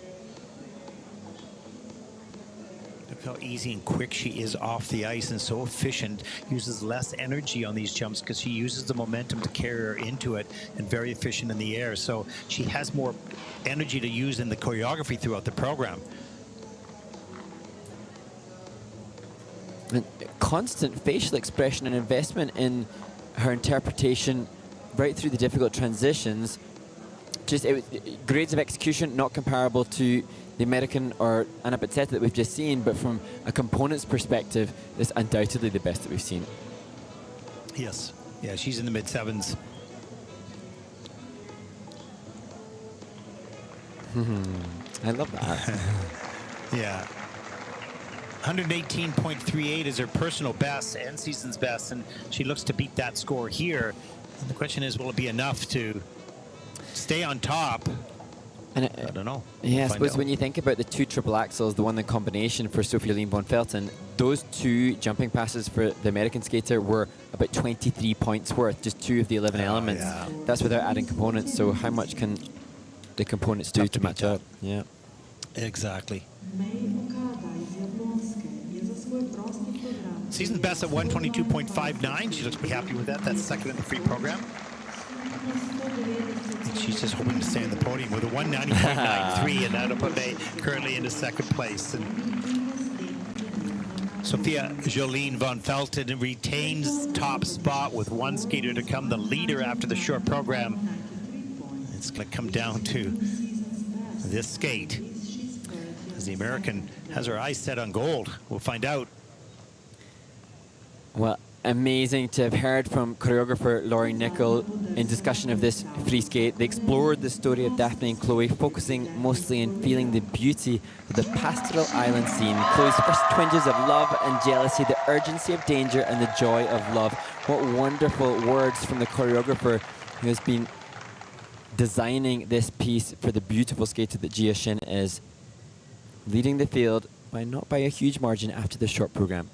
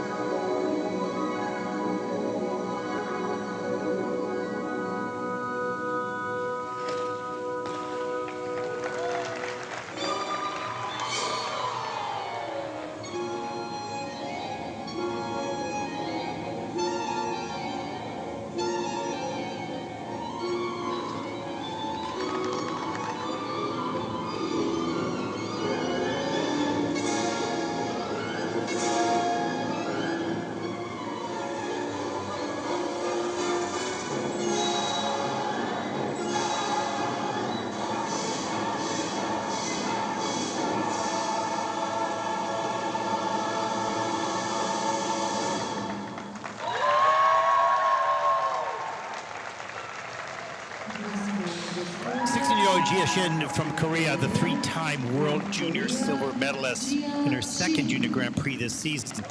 Better performance, couple little flaws, step outs, a beautiful choreographed and delivered program, no question.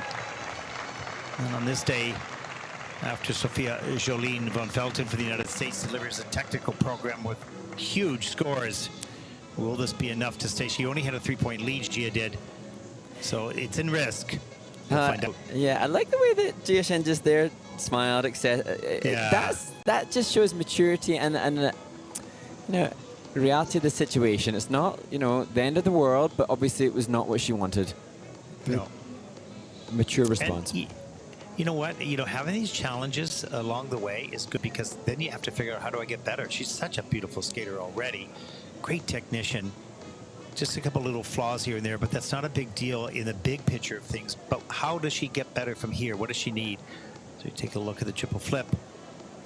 And has to step out. That was one of the elements that had a negative GOE. The triple Lutz triple toe loop had to step out of that as well. That's the second element with a minus GOE. But the rest was done very nicely.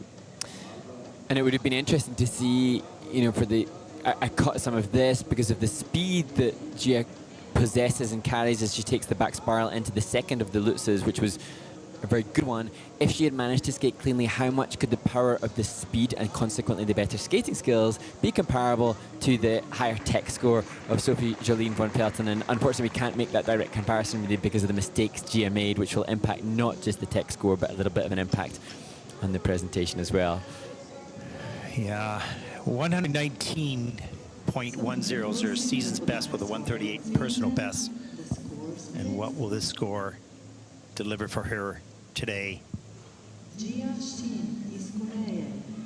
Season's best for 123.80. That is second in the free program. Yeah, and she knows that with a 193.04, and that'll put her into the silver medal position here in Ljubljana. And there you see Sophie Jolene von Felten of the United States takes the title here. Jia Shin will take the silver. Okada of Japan will capture the bronze.